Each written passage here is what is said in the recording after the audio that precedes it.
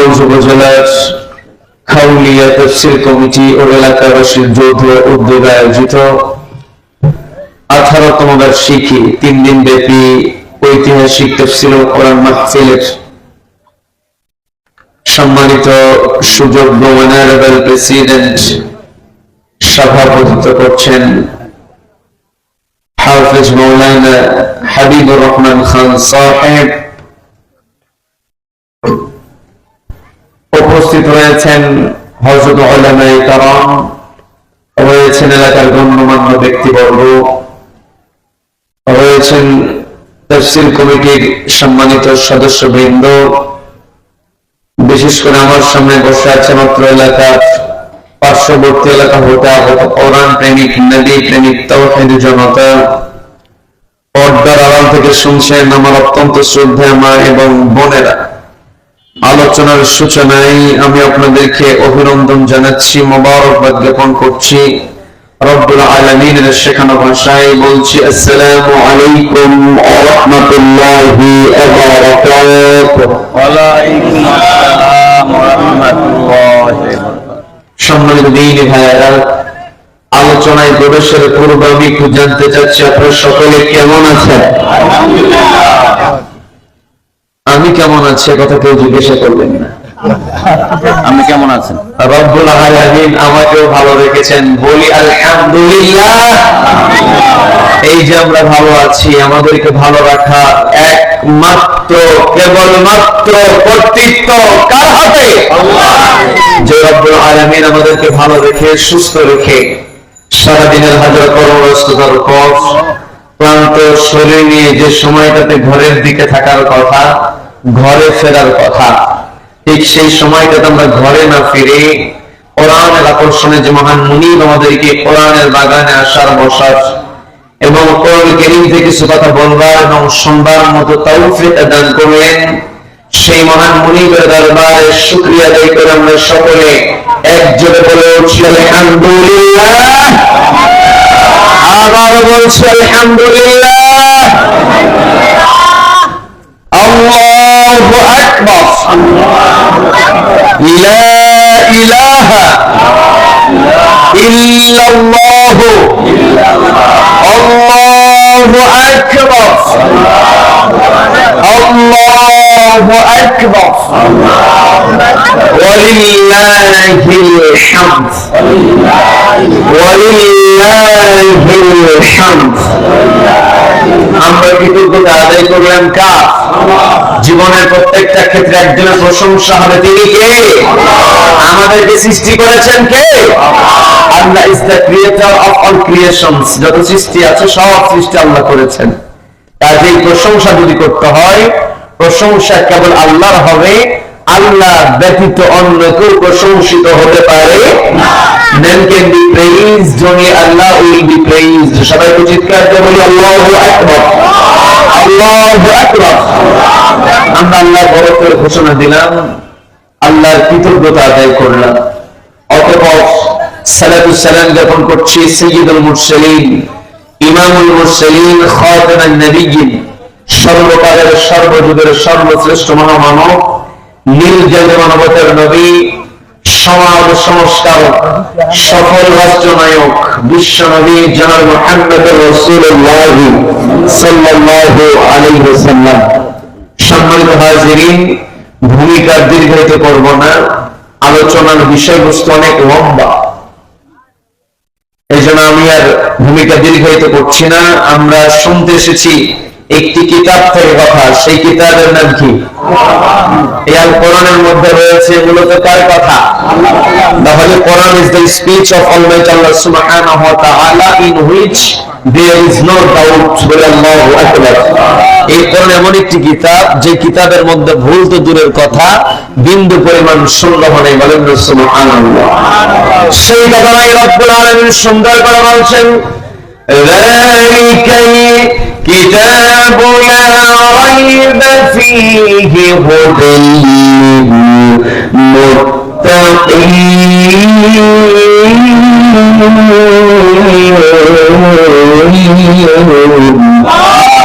আল্লাহ বলছেন যালিকাল কিতাব, এমন একটি কিতাব লা রাইবা ফি, যে কিতাবের মধ্যে কোনো প্রকারের সন্দেহ নাই, আর এই সন্দেহমুক্ত কিতাবটা আমি দিয়েছি হুদাল লিল মুত্তাকিন, মুত্তাকিদের জন্য গাইডলাইন করে।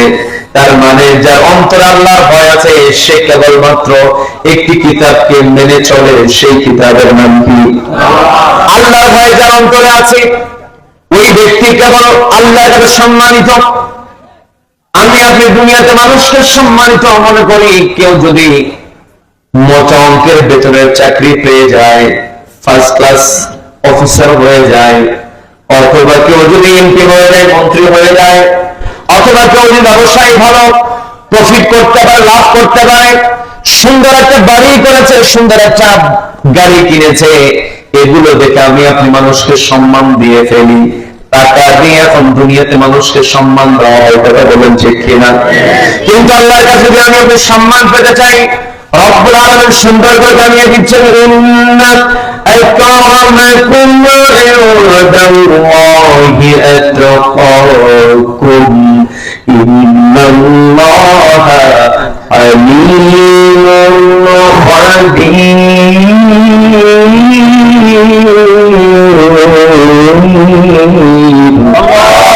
আল্লাহ বলছেন, ইন্না আকরামাকুম, নিশ্চয় তোমার জন্য তারাই সম্মানিত, ইনদাল্লাহ, আমি আল্লাহ আমার কাছে, আতকাকুম, যারা তাকওয়া যত বেশি।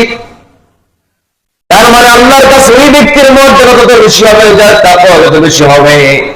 আমি আপনি যদি আল্লাহর কাছে মর্যাদা পেতে চাই, তাহলে আল্লাহকে ভয় করতে হবে। এই যে কয়েকদিন পূর্বে আমাদের মাস থেকে রমাদান মাস বিদায় নিয়েছে, রমাদান মাস আমার আপনার জন্য খুবই পরিচিত একটি মাসের নাম।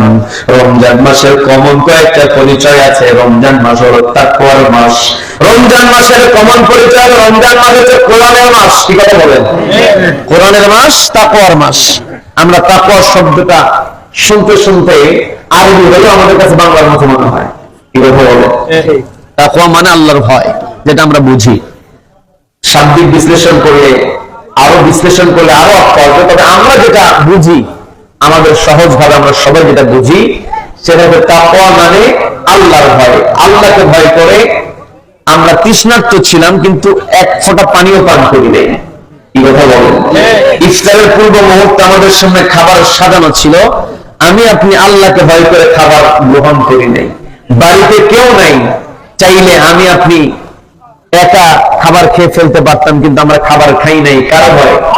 বলে কারো ভয়?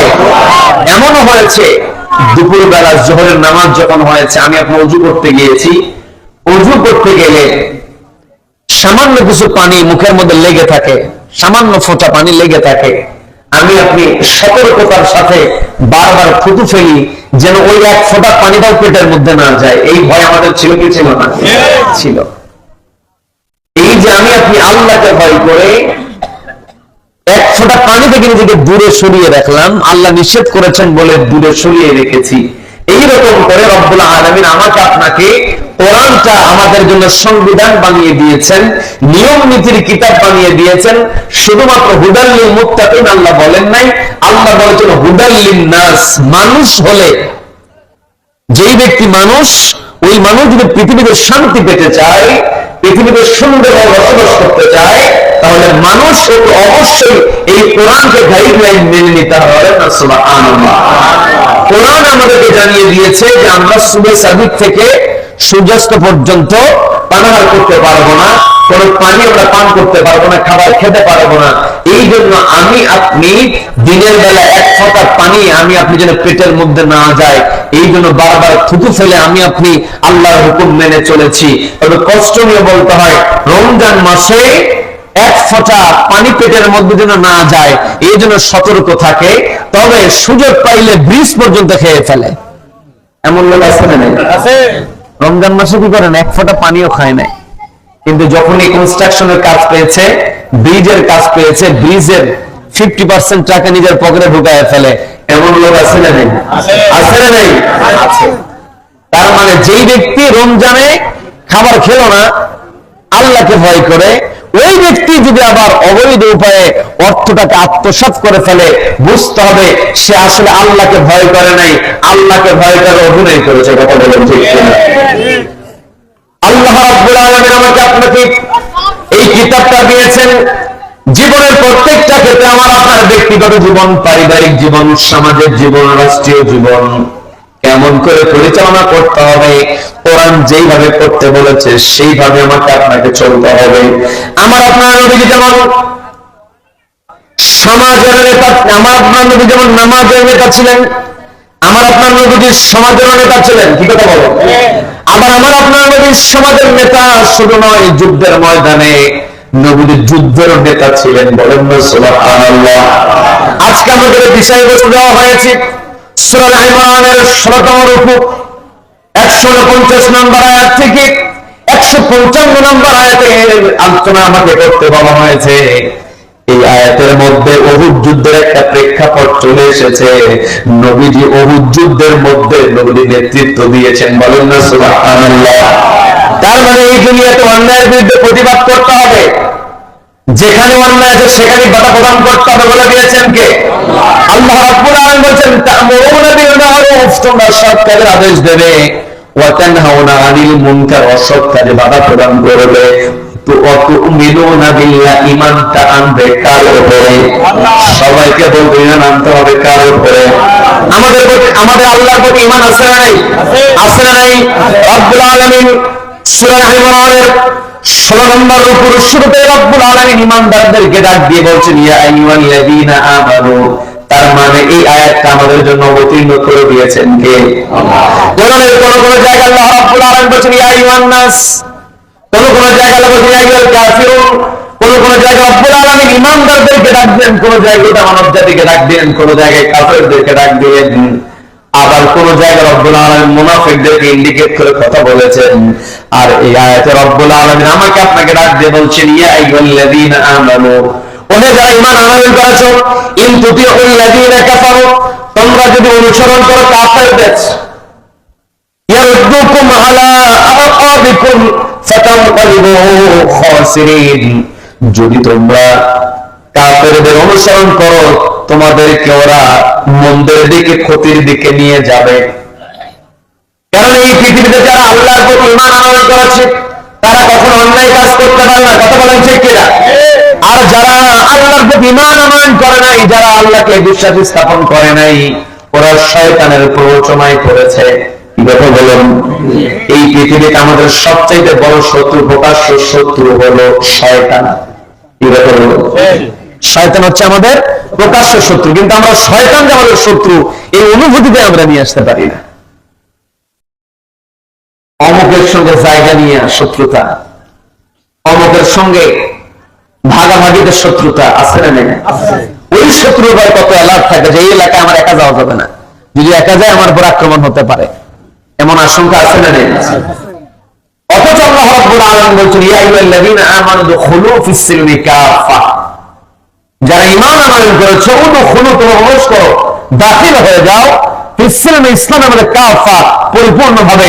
শুধু রমজান মাসে খাবার খেলাম না আর এই যারা আমার আপনার ইসলামে প্রবেশ করে ফেললাম এই চিন্তা করলে হবে না। রমজান মাসে আমি আপনি যেমন খাবার খাই নাই দিনের বেলা, ঠিক তেমনি আমার সামনে যখন অন্যায় করার সুযোগ আসবে ওই অন্যায় থেকে দূরে থাকার নামটাই হচ্ছে ইসলামে পরিপূর্ণ প্রবেশ করার। কথা বলেন ঠিক কিনা?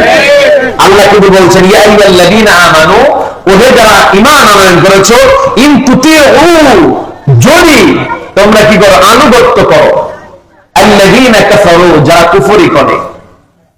তার মানে ঈমানদারদেরকে আল্লাহ ডাক দিয়ে বলছেন যে ঈমান আনলেই যে সে কোরআন মেনে চলবে তা কিন্তু না। ঈমান আনার পরও নিজেকে ঈমানদার দাবি করে কাফেরদেরকে অনুসরণ করবে, এই কথা আল্লাহ কোরআনের মধ্যে তুলে ধরেছেন। কি কথা বলেন? গোটা দুনিয়ার দিকে তাকালে লক্ষ্য করা যায় নিজেকে মুসলিম দাবি করে, কিন্তু কোরআনের বিধানের কথা বললে এলার্জি শুরু হয়ে যায়। আছে না নেই? ওরা পরামর্শ নেয় আল্লাহর কোরআনের বিপরীতে মানব রচিত বিধানের দিকে। এই জায়গাতে কাফারু এর ব্যাখ্যায় আমরা যদি বর্তমান বিশ্বের দিকে তাকাই তাহলে দেখা যায় কাফারের ব্যাখ্যা এটা আসবে, তোমরা যদি আল্লাহর বিধান বাদ দিয়ে মানব রচিত বিধানের দিকে তোমরা যদি এগিয়ে যাও তাহলে তারা তোমাদেরকে ফিরিয়ে নিয়ে যাবে, ঢুকিয়ে দেবে, তোমাদেরকে পরিবর্তন করে ফেলবে। তোমরা ঈমান আমল করেছিল, কিন্তু তোমাদের ঈমানটাকে উল্টায়া দিয়া খাসিরিন, তা তোমাদেরকে ক্ষতিগ্রস্ত করে ফেলবে। বলেন নাউযুবিল্লাহ। তার মানে আমার আপনার অন্তরটাকে পরিশুদ্ধ করতে হবে। এই পৃথিবীতে রব্বুল আলামিন আমাকে আপনাকে পাঠিয়েছেন, কত নিয়ামত আল্লাহ আমাকে আপনাকে দিয়েছেন। এই যে আমি আপনি এখানে বসে আছি, আমার আপনার শ্বাস প্রশ্বাস চলছে, প্রতিনিয়ত পরিবেশ থেকে আমি আপনি প্রতি মিনিটে 7 থেকে 8 লিটার অক্সিজেন গ্রহণ করি। প্রতি মিনিটে যদি 7 থেকে 8 লিটার অক্সিজেন আমি আপনি গ্রহণ করি, তাহলে হিসাব করলে দেখা যায় 24 ঘন্টায় একজন মানুষ 10,000 থেকে 12,000 লিটার অক্সিজেন পরিবেশ থেকে গ্রহণ করে। বলেন না সুবহানাল্লাহ। আবার এই বিপুল পরিমাণ হাজার হাজার লিটার অক্সিজেন যদি আমার আপনার দেহের মধ্যে পুরোপুরি ঢুকে যায়, আমি আপনি অসুস্থ হয়ে যাব। এই জন্য রব্বুল আলামিন আমার আপনার শ্বাস যন্ত্রের মধ্যে, শ্বাস প্রণালীর মধ্যে, রেসপিরেটরি সিস্টেমের মধ্যে এমন মেকানিজম দিয়ে দিলেন, হাজার হাজার লিটার অক্সিজেন থেকে মাত্র 500 লিটার অক্সিজেন পরিশুদ্ধ হয়ে আমার আপনার দেহের মধ্যে প্রবেশ করে। বলেন না সুবহানাল্লাহ। আমি আপনি আল্লাহর প্রতি ঈমান এনেছি, যে রব্বুল আলামিন আমার আপনার দেহটাকে এত সুন্দর করে সাজিয়ে দিলেন। আমার আপনার হাতটা কেমন করে চলে, হার্টের নিয়ন্ত্রণ কার কাছে? বলেন বলেন কার কাছে? আমি আপনি যখন মায়ের পেটের মধ্যে ছিলাম, মায়ের পেটের মধ্যে যখন আমি আপনি ছিলাম, দুনিয়ার সমস্ত প্রকার রোগ বিমান থেকে রব্বুল আলামিন আমাকে আপনাকে মায়ের পেটের মধ্যে চতুর্পাশে পানি থাকার পরে ওই পানির মধ্যে সুন্দর করে আল্লাহ আমাকে আপনাকে রেখেছিলেন। বলেন না সুবহানাল্লাহ। আমার পর্দার মা বোনেরা শুনছেন, কথাগুলো বোঝার চেষ্টা করেন।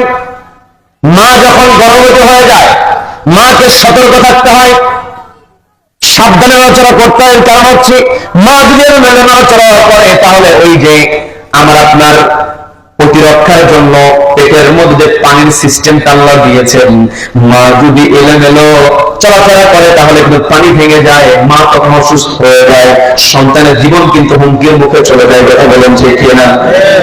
এই যে আল্লাহ রাব্বুল আলামিন মায়ের পেটের মধ্যে আমাকে আপনাকে একটা সিস্টেম দিয়ে দিলেন, মায়ের পেটের মধ্যে আমি আপনি খাবার গ্রহণ করেছি, আমার আপনার মায়ের পেটের মধ্যে আমি আপনি যা যা প্রয়োজন সব প্রয়োজন রব্বুল আলামিন মিটায়া দিয়েছেন। ওই রব্বুল আলামিন যখন আমাকে আপনাকে পৃথিবীতে পাঠালেন, পৃথিবীতে যখন আমি আপনি আসলাম, বড় হলাম, বড় হওয়ার পূর্বে আমি আপনি মায়ের পেট থেকে এসেছি। হঠাৎ দুনিয়া দেখার পরে আমাদের ভিতরে একটা ছোট্ট ওই বাচ্চা যখন মায়ের পেটের মধ্যে থেকে দুনিয়াতে আসে, একটু আতঙ্কিত হয়ে যায়, কান্না করে ফেলে। আসলে নেই? আসলে নেই? মায়ের পেট থেকে বাচ্চা ভূমিষ্ঠ হওয়ার পর যদি কান্না না করে, ডাক্তারেরা বলে যে জোর করে হলেও কি করো, কান্নাটা করা। এই যে সিস্টেমটা আল্লাহ দিয়েছেন, ওই সিস্টেম গুলোতে আমি আপনি আল্লাহকে দেখার পরও মানতে চাই না। আল্লাহ তো সুন্দর করে আমাকে আপনাকে সৃষ্টি করলেন, যেই আল্লাহর নিয়মে গোটা দুনিয়া চলে। হঠাৎ আবহাওয়া, হঠাৎ করে, আপনার তো সুন্দরবন এরিয়ার মানুষ, উপকূল এরিয়ার মানুষ, আপনারা হঠাৎ করে কথা নাই বার্তা নাই, মুহূর্তের মধ্যে আকাশে কালো মেঘ ছেয়ে গিয়ে বৃষ্টি হয় কি হয় না? হয় কি হয় না?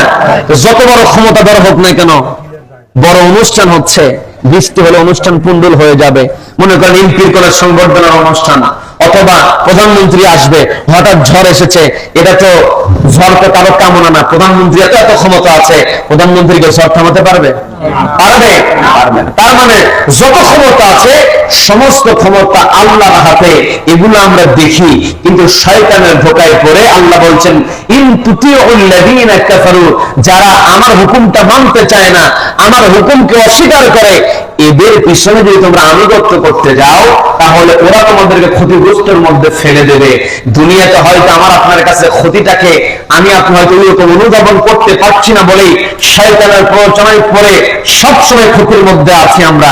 ইন্নাল ইনসানা লাফি খুসর, সূরা আসরের মধ্যে আল্লাহ সময়ের কসম করে বলছেন ওয়াল আসর ইন্নাল ইনসানা লাফি খুসর, নিশ্চয় মানুষ ক্ষতির মধ্যে আছে। ওই একই শব্দ আল্লাহ বলছে ফাতানকালিবু খাসিরিন, তার মানে আমাকে আপনাকে ওরা ক্ষতির মধ্যে ফেলে দেওয়ার ষড়যন্ত্র করবে। আর সূরা আসরের মধ্যে আল্লাহ রাব্বুল আলামিন বলছেন ইল্লাল্লাযীনা আমানু ওয়া আমিলুস সলিহাতি ওয়া তাওয়াসাউ বিল হাক্কি ওয়া তাওয়াসাউ বিস সাবর। যতই ওরা আমাদেরকে ক্ষতির মধ্যে ফেলার চেষ্টা করুক না কেন, কোন বান্দা যদি আল্লাহর প্রতি ঈমান আনতে পারে এবং সৎ কর্ম করতে পারে এবং ধৈর্যশীল হতে পারে, সবরের উপরে থাকতে পারে, মানুষকে হকের এবং সবরের দিকে উদ্বুদ্ধ করতে পারে, নিজে হকের উপরে থাকতে পারে, ধৈর্যশীলদের মধ্যে থাকতে পারে, ধৈর্যের উপদেশ দিতে পারে, যতই চেষ্টা করুক না কেন ওরা কখনো ক্ষতির মধ্যে ফেলতে পারবে না। তার মানে দুনিয়াতে আল্লাহর বিধানের বাইরে যদি আমি আপনি যাই, দুনিয়াতে আমি আপনি যদি আল্লাহর বিধানের বাইরে চলে যাই, তাহলে কাফেরেরা আমানত রহিত বিধান দিয়ে আমাকে আপনাকে ক্ষতির মধ্যে নিয়ে যাবে। খেয়াল করে দেখবেন, আমরা যদি কাফেরদেরকে অনুসরণ করি, আল্লাহ বলছেন ইনতুতিউহু, তোমরা যদি কাফেরদের অনুসরণ করো তোমাদের ক্ষতির মধ্যে ফেলবে। আজকে দেখেন আমাদের দেশ স্বাধীন হয়েছে, আমাদের আজকে স্বাধীনতা দিবস, কি কথা বলো, স্বাধীনতা দিবস না? স্বাধীনতা আমরা অর্জন করেছি, আমাদের অর্ধ শতক হয়ে গিয়েছে, 54 বছর আমাদের স্বাধীনতা অর্জিত হয়েছে।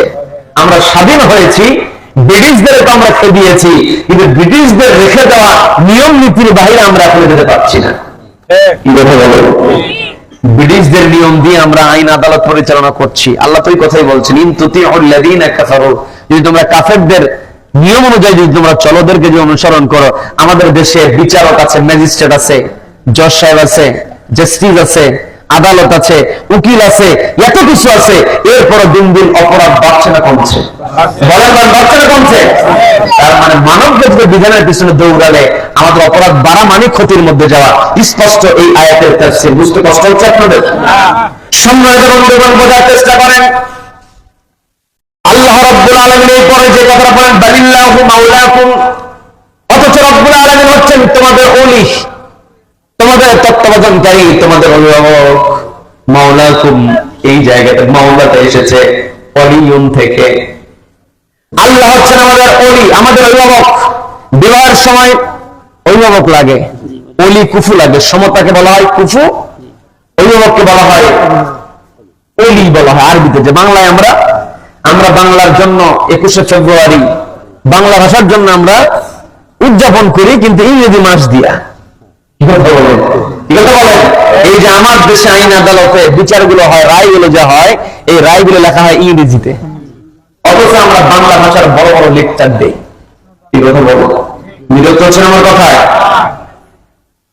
আমি যে কথা বলতে নিয়েছি, আল্লাহ রাব্বুল আলামিন বলেছেন বালিল্লাহু মাওলাকুম, তোমরা কাফেরদেরকে অনুসরণ করছো, অথচ রাব্বুল আলামিন হচ্ছেন তোমাদের অভিভাবক। আমি আল্লাহ হলাম তোমাদের অভিভাবক।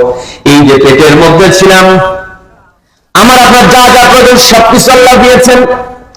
এই যে আমি আপনি এখানে অক্সিজেন নিচ্ছি, এই অক্সিজেন সরবরাহ যদি 3 মিনিটের জন্য বন্ধ করে দেওয়া হয়, আমরা সবাই মারা যাব।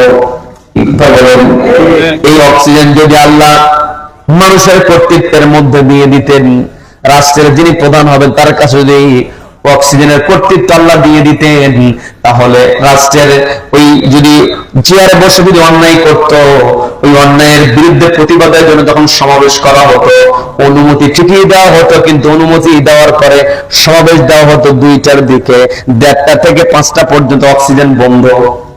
কি কথা বলুন, কথা বুঝতে কষ্ট হচ্ছে? অক্সিজেন আল্লাহ নিজের হাতে রেখে দিয়েছেন। আল্লাহ বলছেন বালিল্লাহু মাওলাকুম, অথচ আল্লাহ হচ্ছেন তোমাদের অভিভাবক। তোমাদের যা যা প্রয়োজন সবকিছু আল্লাহ তোমাদেরকে সরবরাহ করেন। আমাদের বিগত দিন দীর্ঘ 17টা বছর যে জুলুম আমাদের গিয়েছে, যে কথাই বলা হোক না কেন সেই কথার পাল্টা ওই ক্ষমতা দ্বারা উলট পালট বলতো। যদি অক্সিজেনের ক্ষমতা থাকতো ওরা অক্সিজেন বন্ধ করে দিত। সাংবাদিকরা গিয়ে প্রশ্ন করত, আপনার সমাবেশের অনুমতি ঠিকই দিলেন, দেওয়ার পরে অসমাবেশের সময় আপনার অক্সিজেন বন্ধ করে দিলেন, ওনারা তো সমাবেশ করতে পারলো না। ওরা জবাব দিত, আমরা অক্সিজেন ঠিকই দিয়েছিলাম, কিন্তু নাকের সমস্যার কারণে অক্সিজেন নিতে পারে নাই। তাই বলতে না, তাই বলতো কিনা? এই জন্য আল্লাহ রাব্বুল আলামিন বড় বড় যে নিয়ামত, এই নিয়ামতগুলো রাব্বুল আলামিন নিজের হাতের মধ্যে রেখে দিয়েছেন। যত বড় ক্ষমতাধর হোক না কেন, যত বড় শক্তিশালী হোক না কেন, রব্বুল আলামিন সবকিছু নিজের হাতে রেখে দিয়েই মানুষকে কিছুটা দিয়েছেন। আল্লাহ মানুষকে সামান্য ছাড় দিয়েছেন, কিন্তু ছেড়ে দেন নাই। কথা বলেন ঠিক কিনা? ক্ষমতায় যাওয়ার পরে মনে করেন আমি সব, আমার উপরে কে আছে? একটু পিছন দিকে যদি আমরা যাই, আজ থেকে এটা তো হলো 26 সালের 26শে মার্চ, 26 সালের 26শে মার্চে রাষ্ট্রপতি যে বক্তব্য দেয়, 24 সালে তার বক্তব্য পুরাই উল্টা ছিল। কি কথা বলেন? আজকে যে বক্তব্যগুলো আমরা শুনলাম, 24 সালে বক্তব্য আমরা শুনেছি ভিন্ন ভিন্ন। কি কথা বলেন? ভিন্ন ভিন্ন বক্তব্য এই জন্য আমরা শুনেছি, নিজেদেরকে আমরা মুসলিম দাবি করেছি। মুসলিম হতে হলে সত্যবাদী হতে হবে, এই সত্যবাদীদের কাতারভুক্ত যে আমাকে আপনাকে হতে হবে, আমরা তা করি না। নামের সামনে মোহাম্মদ লাগায়া দেই, কিন্তু সারাদিনে যদি 50টা কথা বলে, এবং 70টাই মিথ্যা কথা বলে। হুজুর 50টা কথার মধ্যে 70টা মিথ্যা কেমনে হয়? বলে এমন ভাবে প্যাঁচ লাগায় কথা বলে, 50টা কথার মধ্যে বাকি 20টা এমনি মিথ্যা ঢুকে যায়। এমন পেঁয়াজওয়ালা লোক আছে না নাই? আছে না নাই? আজকে যে যত বড় প্যাঁচ খাটায় কথা বলতে পারে, সে তার নিজেকে তত বড় বুদ্ধিমান মনে করে। বিপদে পড়লে এক ধরনের কথা বলে, বিপদ কেটে গেলে আর এক ধরনের দোহাই দিয়ে দেয়। আছে না নাই? আছে না নাই? বিপদের সময় যা বলেছে তাই করেছে। বিপদ কেটে গিয়েছে, ক্ষমতায় যখন ছিল না, ক্ষমতায় আসার আগে যে শর্তই দেওয়া হোক ওই শর্তই মেনে নেয়, কিন্তু ক্ষমতায় বসার পরে বিভিন্ন ধারা দিয়া আর ওই বিপদের সময় যে ওয়াদা করেছিল সেই ওয়াদা রক্ষা করতে চায় না। এমন লোক আছে না নাই? আছে না নাই? সম্মানিত বন্ধুগণ, কথাগুলো বুঝতে হবে। আল্লাহ রাব্বুল আলামিন হচ্ছেন আমাদের অভিভাবক, আল্লাহ হচ্ছেন আমাদের লালন পালনকারী, তিনি হচ্ছেন আমাদের রব। আমাদের যা যা প্রয়োজন সবকিছু রব্বুল আলামিন আমাদেরকে মিটিয়ে দিয়েছেন। আমরা যখন সূরা ফাতিহা পড়ি, আলহামদুলিল্লাহি রাব্বিল আলামিন, সমস্ত প্রশংসা জগতের সমূহের প্রতিপালক মহান আল্লাহর জন্য। এই জায়গাতে রব আছে, আল্লাহ শব্দ আছে। রবের ব্যাখ্যা যদি আমি আপনি চলে যাই, রব হলেন তিনি যিনি প্রয়োজন থাকলেও দেন, প্রয়োজন না থাকলেও যিনি দেন, চাইলেও যিনি দেন, না চাইতেও যিনি দেন, তিনি হচ্ছেন রব। বলেন না সুবহানাল্লাহ। কোন কোন সময় আমার আপনার কি দরকার আমি আপনি বুঝতে পারি না, তারপরও আল্লাহ দয়া করে দিয়ে দেয়। আছে না নেই? আল্লাহ রাব্বুল আলামিন বলছেন, বালিল্লাহু মাওলাকুম, আল্লাহ হচ্ছেন তোমাদের অভিভাবক, তোমাদের মুরব্বী, তোমাদের রিজিক দাতা, তোমাদের লালন পালনকারী। এরপর রব্বুল আলামিন সুন্দর করে বলছেন, ওয়া হুয়া খায়রুন নাসিরিন, আল্লাহই হচ্ছেন তোমাদের প্রকৃত সাহায্যকারী, সবচাইতে ভালো সাহায্যকারী। বলেন না সুবহানাল্লাহ। যখন উহুদ যুদ্ধে বিপর্যয় আসতে শুরু করেছিল, গতদিন আলোচনা হয়েছে, যখন একটু পিছন থেকে যখন নবীজি যেমন বলে দিয়েছিলেন, তোমরা এই তীরন্দাজ 80 জন এই পাহাড়ের উপর থেকে নড়বে না, নবীজির কথাটা ওই মুহূর্তে সাহাবীদের স্মরণে ছিল না। যখন দেখলেন বিজয়ের দ্বার প্রান্তে পৌঁছে গিয়েছি, বিজয়ের দ্বার প্রান্তে পৌঁছে গিয়েছি, এটা বোঝার পর নবীজির অর্ডারের কথা মনে ছিল না। পেছন থেকে যখন আক্রমণ করেছে, তখন মুসলমানদের মনের মধ্যে একটা ভয়ের আতঙ্ক শুরু হয়ে গিয়েছে। কিন্তু আল্লাহ রাব্বুল আলামিন বলছেন, ও আমার বান্দারা, তোমরা কি করো না, ভীত হও না, তোমরা জেনে রেখে দাও, আল্লাহু খায়রুন নাসিরিন, আর আল্লাহ রাব্বুল আলামিন হচ্ছেন সবচেয়ে বড় সাহায্যকারী। বলুন না সুবহানাল্লাহ। সবচেয়ে বড় সাহায্যকারী হচ্ছেন আল্লাহ। ওরা যখন পেছন থেকে আক্রমণ করে দিল, রব্বুল আলামিন ওই কাফেরদের অন্তরে আল্লাহ সুন্দর করে বলছেন, সানুলকি ফি কুলুবিল লাযিনা কাফারু, ওই কাফেরদের অন্তরের মধ্যে আমি কি করলাম, একটা আতঙ্ক নাযিল করে দিলাম। বললাম আল্লাহু আকবার। দেখবেন বাতিল শক্তি যত বড়ই শক্তিশালী হোক না কেন, ইমানদারদের চেহারা দেখলে ওদের কলিজা শুকিয়ে যায়। সুবহানাল্লাহ। তার মানে ইমানদারদের চেহারার মধ্যে রব্বুল আলামিন এমন নূর দিয়ে দেন, ওই নূর যখন বাতিল শক্তি দেখে ফেলে, ওই নূর দেখে আতঙ্কিত হয়ে যায়। বলেন না সুবহানাল্লাহ। দেখবেন হয়তো আড়ালে অনেক কথা বলে, আড়ালে অনেক বিরোধিতা করে কথা বলে, সামনে যখন আসে ওকে সালাম দেওয়ার সুযোগ নেই, ওই পাল্টা কয়েকবার সালাম দেয়। এমন ঘটনা আছে না? নেই? আছে। যখন ভালো মানুষের অভিভাবকত্ব একজন নিয়ে থাকেন, তিনি কে? বলেন তিনি কে?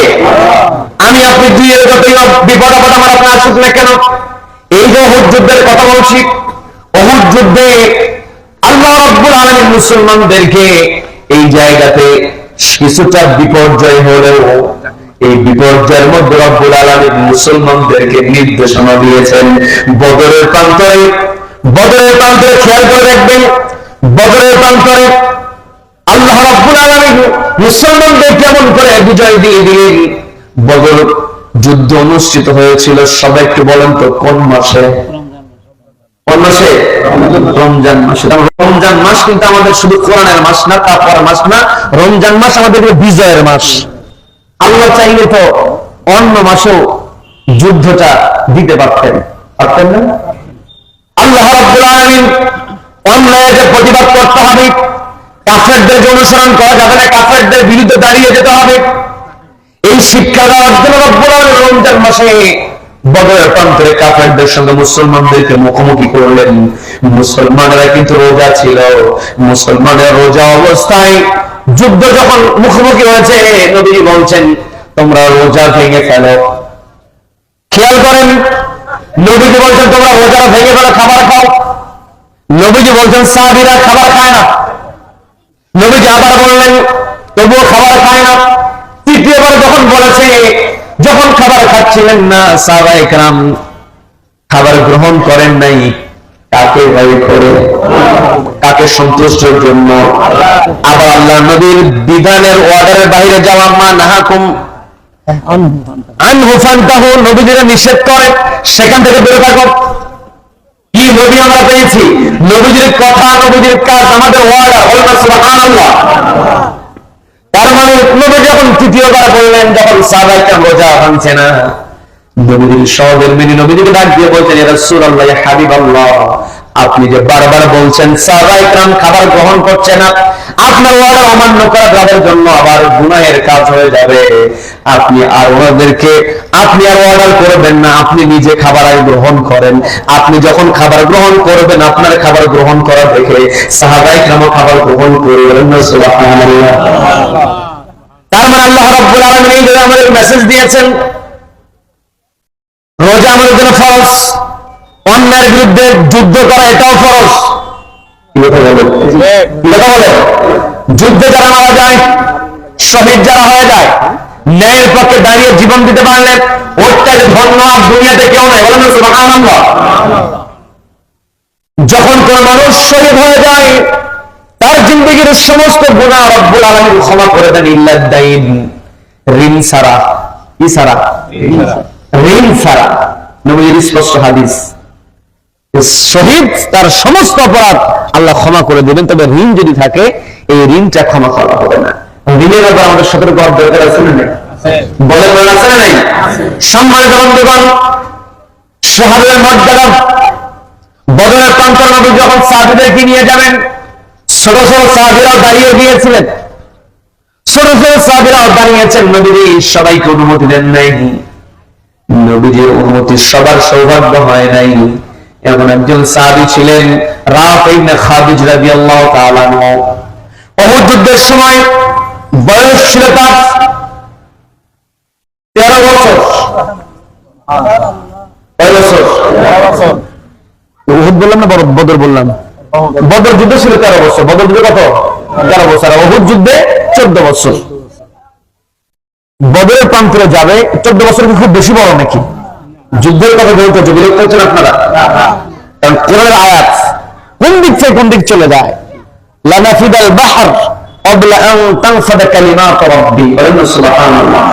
মানে 7 সমুদ্র 13 নদী আমরা তো বলি, আল্লাহ বললেন যদি এর সঙ্গে আরো 7 সমুদ্র যুক্ত করে দেওয়া হয়, দিয়ে যদি আমি আল্লাহ আমার কালামের ব্যাখ্যা শুরু করা হয়, তাহলে কালিগুলো সব শেষ হয়ে যাবে, কিন্তু আল্লাহর কালামের ব্যাখ্যা শেষ হবে না। বলেন সুবহানাল্লাহ। বদরের প্রান্তরে নবী সাহাবীদেরকে নিয়ে গেলেন, ফজরের পরে ঘোষণা হয়েছে, খুব বেশি সময় কিন্তু পাওয়া যায় নাই। ওই 13 বছরের সাহাবী তিনিও শুনেছেন, নবীদের সামনে দাঁড়ালেন, নবীজি সাহাবী দেখে মুচকি হাসি দিলেন, দিয়ে বলছেন রাফি তুমি যুদ্ধে যাবে?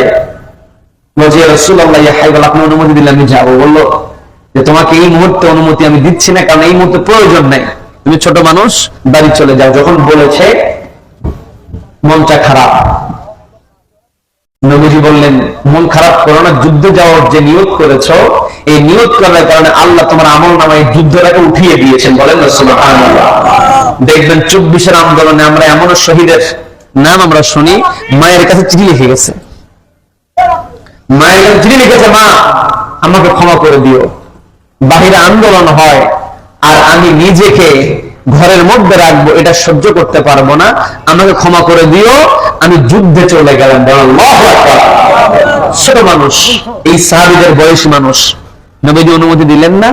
যুদ্ধের ময়দানে বদরের প্রান্তে নবীজি যখন বিজয়ী বেশে চলে আসেন, শহীদদের মর্যাদা, বদরের সাহাবীদের মর্যাদার কথা শুনেছেন। 1 বছর পরে যে উহুদ যুদ্ধের ব্যাপারে এই জায়গাতে আল্লাহ রাব্বুল আলামিন বলছেন বালিল্লাহু মাওলাকুম, আল্লাহ হচ্ছেন তোমাদের অভিভাবক, হতাশ হওয়ার কোনো কারণ নাই, যতই পিছন থেকে ওরা আক্রমণ করুক না কেন, আল্লাহ হচ্ছেন সবচেয়ে ভালো সাহায্যকারী। বলেন না সুবহানাল্লাহ। এই উহুদ যুদ্ধের যখন ডাক এসেছে 1 বছরের মাথায়, ওই যে 13 বছর বয়সী সাহাবী রাফি ইবনে খাদিজ বদরের প্রান্তের অনুমতি পান নাই। উহুদের ডাক যখন চলে এসেছে, রাফি ইবনে খাদিজ সঙ্গে সঙ্গে বাড়ি থেকে বের হয়েছেন, নবীজির কাছে গিয়ে অনুমতি নেবেন। দ্রুত যাচ্ছেন, হঠাৎ মনে পড়ে গেল 1 বছর পূর্বে অল্প বয়সের কারণে নবীজি আমাকে অনুমতি দেন নাই, আমি যদি এই মুহূর্তে নবীজির কাছে আবার যাই, অল্প বয়স হওয়ার কারণে নবীজি আমাকে উহুদের ময়দানে যেতে দেবে না। উহুদের ময়দানে আমি তো অল্প বয়সের কারণে অনুমতি পাবো না। চলে গেছেন তার মামার কাছে, মামার সঙ্গে ভাগিনার সম্পর্ক খারাপ না ভালো? মামা ভাগিনা যেখানে আপদ নাই সেখানে, মামার কাছে গিয়ে সালাম বিনিময় করে কোনো কথা নাই, ডিরেক্ট কথা, মামা আমি যে ভালো তীর নিক্ষেপ করতে পারি এটা কি আপনি জানেন? হঠাৎ করে যখন মামাকে প্রশ্ন করেছে, মামা একটু অবাক, তুমি যে ভালো তীর নিক্ষেপ করতে পারো এলাকার সবাই তো জানে, কিন্তু হঠাৎ করে আমাকে জিজ্ঞাসা করার কারণটা কি?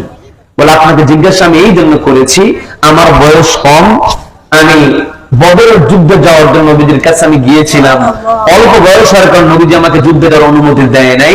আমি শুনলাম নবীজি উহুদের ময়দানে সাহাবীদেরকে নিয়ে যাবেন, আমারও ইচ্ছা আমি উহুদের ময়দানে যাব, কিন্তু নবীজি যদি আমাকে অল্প বয়সী হওয়ার কারণে অনুমতি না দেয়, আপনি আমার অভিভাবক, আপনি আমার মামা, আপনি যদি নবীজির কাছে গিয়ে বলেন আমার ভাগিনা বয়স কম কিন্তু ভালো তীর নিক্ষেপ করতে পারে, আপনি তীর নিক্ষেপকারী হিসেবে যদি নবীজির কাছে আমার ব্যাপারে সুপারিশ করেন, নবীজি আমাকে অল্প বয়স হলেও আমাকে তীর নিক্ষেপকারী হিসেবে অনুমতি দিতেও পারেন। বলেন না সুবহানাল্লাহ। তার মানে একমাত্র আল্লাহকে সন্তুষ্ট করা যার টার্গেট থাকবে, দুনিয়ার কোন ভয়, দুনিয়ার কোন লোভ, দুনিয়ার কোন পরাশক্তি তাকে থামাতে পারবে না। যখন মামাকে এই কথা বলা হলো, যেমন ভাগিনা তেমনি মামা, বলছে ঠিক আছে চলো। সঙ্গে নিয়ে গিয়েছেন নবীজি, আবার দেখে মুচকি হাসি। নবীজির চেহারা সবসময় কি মুচকি হাসি ছিল, তার মানে মুচকি হাসি দিয়ে যদি কেউ নবীজির সুন্নাত মনে করে কেউ যদি মুচকি হাসি দিয়ে কথা বলে, মুচকি হাসবে, কথা বলবে, আমল নামায় সব একজন দিলেন, তিনি কে? বলেন তিনি কে? কারণ মুচকি হাসি দিলে সব। বলেন না সুবহানাল্লাহ। এমন দিন আমরা পেয়েছি, কানলেও সব, হাসলেও সব। বলেন না সুবহানাল্লাহ। নবীজির সামনে যখন দাঁড়িয়েছেন, নবীজি মুচকি হাসি দিয়েছেন, নবীজি কোনো কিছু বলবেন সেই সুযোগ এই রাফি ইবনে খাদিজের মামা দিলেন না। নবীজির পাশে গিয়ে বলছেন ইয়া রাসূলুল্লাহ, ইয়া হাবিবাল্লাহ, আমার ভাগিনা বয়স কম, কিন্তু আমার ভাগিনার সঙ্গে বড় মানুষেরা তীর ধনুকের খেলায় জিততে পারে না। বলেন না সুবহানাল্লাহ। বড় বড় যারা যোদ্ধা তারা আমার ভাগিনার সঙ্গে তীর নিক্ষেপে জিততে পারে না। আমার ভাগিনার বয়স কম হতে পারে, কিন্তু আমার ভাগিনা তীর নিক্ষেপ করতে পারে। আপনি আমার ভাগিনাকে বয়স কমের জন্য অনুমতি নাও দিতে পারেন, তবে আপনাকে আমি বলতে পারি আমার ভাগিনাকে যদি আপনি অনুমতি দিয়ে দেন, তাহলে যুদ্ধের ময়দানে, উহুদের ময়দানে গিয়ে আমার ভাগিনা কাফেরদেরকে তীর নিক্ষেপ করে ধরাশায়ী করে ফেলবে। নবীজি বললেন ঠিক আছে, অনুমতি দিয়ে দিলাম। সুবহানাল্লাহ, সুবহানাল্লাহ। এই যে সানুলকি ফি কুলুবিল লাযিনা কাফারু, আল্লাহ রাব্বুল আলামিন যে বলছেন আর রুবা, অর্থাৎ কাফেরদের অন্তরে আতঙ্ক। রাফি ইবনে খাদিজ রাদিয়াল্লাহু তাআলা ছোট মানুষ, তিনি তীর নিক্ষেপ করছেন, তারপরও রাফি ইবনে খাদিজের এই তীর নিক্ষেপ, তিনি ছোট মানুষ তীর নিক্ষেপ করেছেন, তীরগুলো যখন কাফেরদের দিকে যাচ্ছিল ওই কাফেরেরা রাফি ইবনে খাদিজের তীরকে দেখে ভয় পেয়েছে। বলেন আল্লাহু আকবার। অনেক লম্বা ঘটনা, অনেক বলতে হবে, অনেকগুলো আয়াত আছে, এই জন্য অল্প করে সারাংশমূলক ঘটনা বললে কি বিরক্ত হবেন নাকি? আমার পর্দালে মা বোনেরা কথাগুলো বোঝার চেষ্টা করেন। নবীজির সাহাবীর বয়স 14 বছর, যুদ্ধের ময়দানে যাওয়ার জন্য অনুমতি নিল নবীজির কাছ থেকে, নবীজি অনুমতি দিয়ে দিলেন। যুদ্ধের ময়দানে গিয়ে কাফেরদেরকে তীর নিক্ষেপ করছেন, নবীজির কাছ থেকে মামা হিসাবে ভাগিনার বয়স কম হওয়ার পর যুদ্ধে যাওয়ার অনুমতি নিয়ে যুদ্ধে যাওয়ার ব্যবস্থা করে দিয়েছে। অথচ আমি আপনি মামা হয়েছে, ভাগিনার বয়স 20 বছর হয়ে যায়, যুদ্ধে যাওয়ার তো দূরের কথা, মসজিদেই নিতে পারি না। কি কথা বলেন? অনেক মা বলে যে আমার ছেলের বয়স কেমন 14 বছর, কেবলমাত্র 20 বছর, অনার্স ফার্স্ট ইয়ারে পড়ে, এখন নামাজের কথা বলো, বড় হলে এমনি পড়বে। বলে কি বলে না? বলে কি বলে না? অথচ নবীজি বলছেন মুরু আওলাদাকুম বিসসালাহ, তোমার সন্তানদেরকে অর্ডার দিয়ে দাও নামাজের ব্যাপারে, যখন তার বয়স হবে 7 বছর বয়স যখন হবে, তাকে কি করো? শিক্ষা দেওয়া শুরু করো, অর্ডার দেওয়া শুরু করো। এবং যখন 10 বছরে উপনীত হবে তখন তোমার অর্ডারটাকে শক্ত করে ফেলো, নামাজ না পড়লে মাইক দেওয়া শুরু করো। বলে হুজুর 14 বছর আল্লাহর কাছে কান্নাকাটি করার পরে আমার একটা ছেলে হয়েছে, এই ছেলেকে মারবো কেমন করে? এটা তো আমার পক্ষে সম্ভবই না।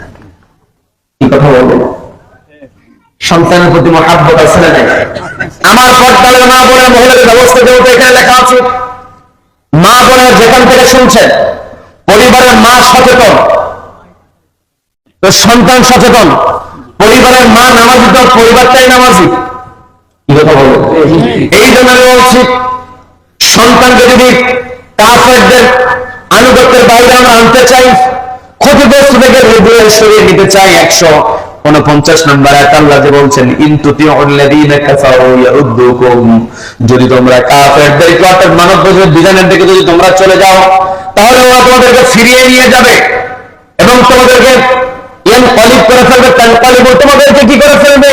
খাসিরিন, ক্ষতির মধ্যে নিমজ্জিত করবে। আমি আপনি আমার আপনার সন্তানকে যদি ক্ষতি থেকে বাঁচাতে চাই, তাহলে সন্তানকে ছোটবেলা থেকে বাড়ি থেকেই নামাজের শিক্ষা দিতে হবে, কোরআন তেলাওয়াতের ট্রেনিং দিতে হবে। কথা বলেন ঠিক কিনা? আজকে কষ্ট নিয়ে বলতে হয়, এখানে মুরব্বীরা বসে আছেন, তারা ভালো বলতে পারবেন। আগের দিনে যখন সকালবেলা লোকালয়ের মধ্যে দিয়ে হাঁটা হতো, সন্ধ্যার পরে লোকালয়ের মধ্যে দিয়ে হাঁটা হতো, গুনগুন করে প্রত্যেকটা বাড়ি থেকে কোরআন তেলাওয়াতের আওয়াজ আসতো।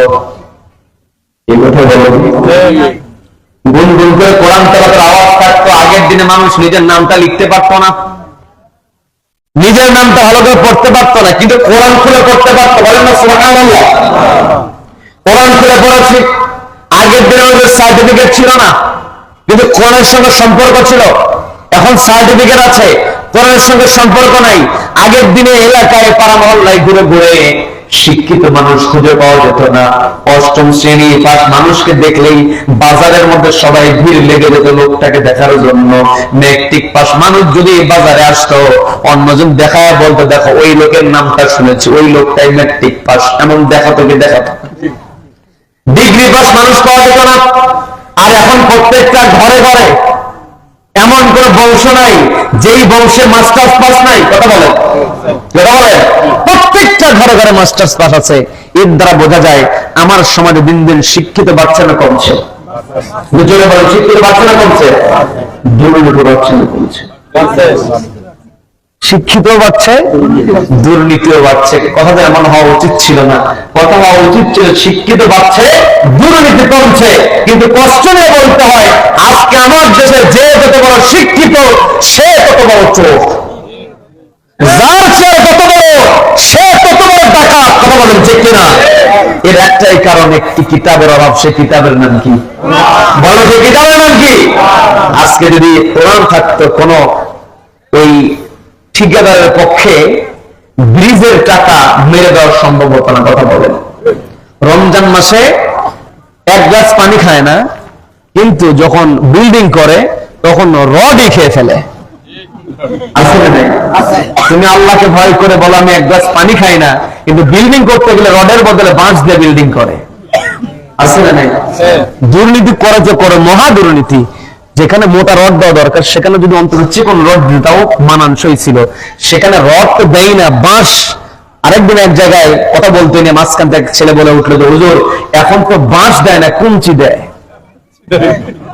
বাঁশের টাকা তো লাগবে, সেজন্য বাঁশ না দিয়ে কুঞ্চি দেয়। বাঁশ দেয় না, বাঁশ কেটে কেটে চিকন করে বাঁশের ফালটা দিয়ে দেয়। কি কথা বলেন? কি কথা বলেন? আজকে যদি আমার দেশে যদি এই কোরআন থাকতো, বিচারকরা যদি কোরআন যদি বিচার করতে পারতো, যেই ঠিকাদার, যে ইঞ্জিনিয়ার বিল পাস করাবে রডের বদলে বাঁশ দিয়ে বিল্ডিং এর বিল যারা পাস করাবে, ওর সঙ্গে যারাই জড়িত থাকবে প্রত্যেকের হাত কেটে দেওয়া হতো। কথা বলেন ঠিক কিনা? এটা আমার কথা নয়, কোরআন বলছে চোর মহিলা হোক আর পুরুষ হোক, চুরি করেছে প্রমাণিত হয়েছে, হাতটা কেটে দাও। আজকের সমাজের মধ্যে চোর যে যত বড় চেয়ারে বসে সে তত বড় চুরি করে। কি কথা বলেন?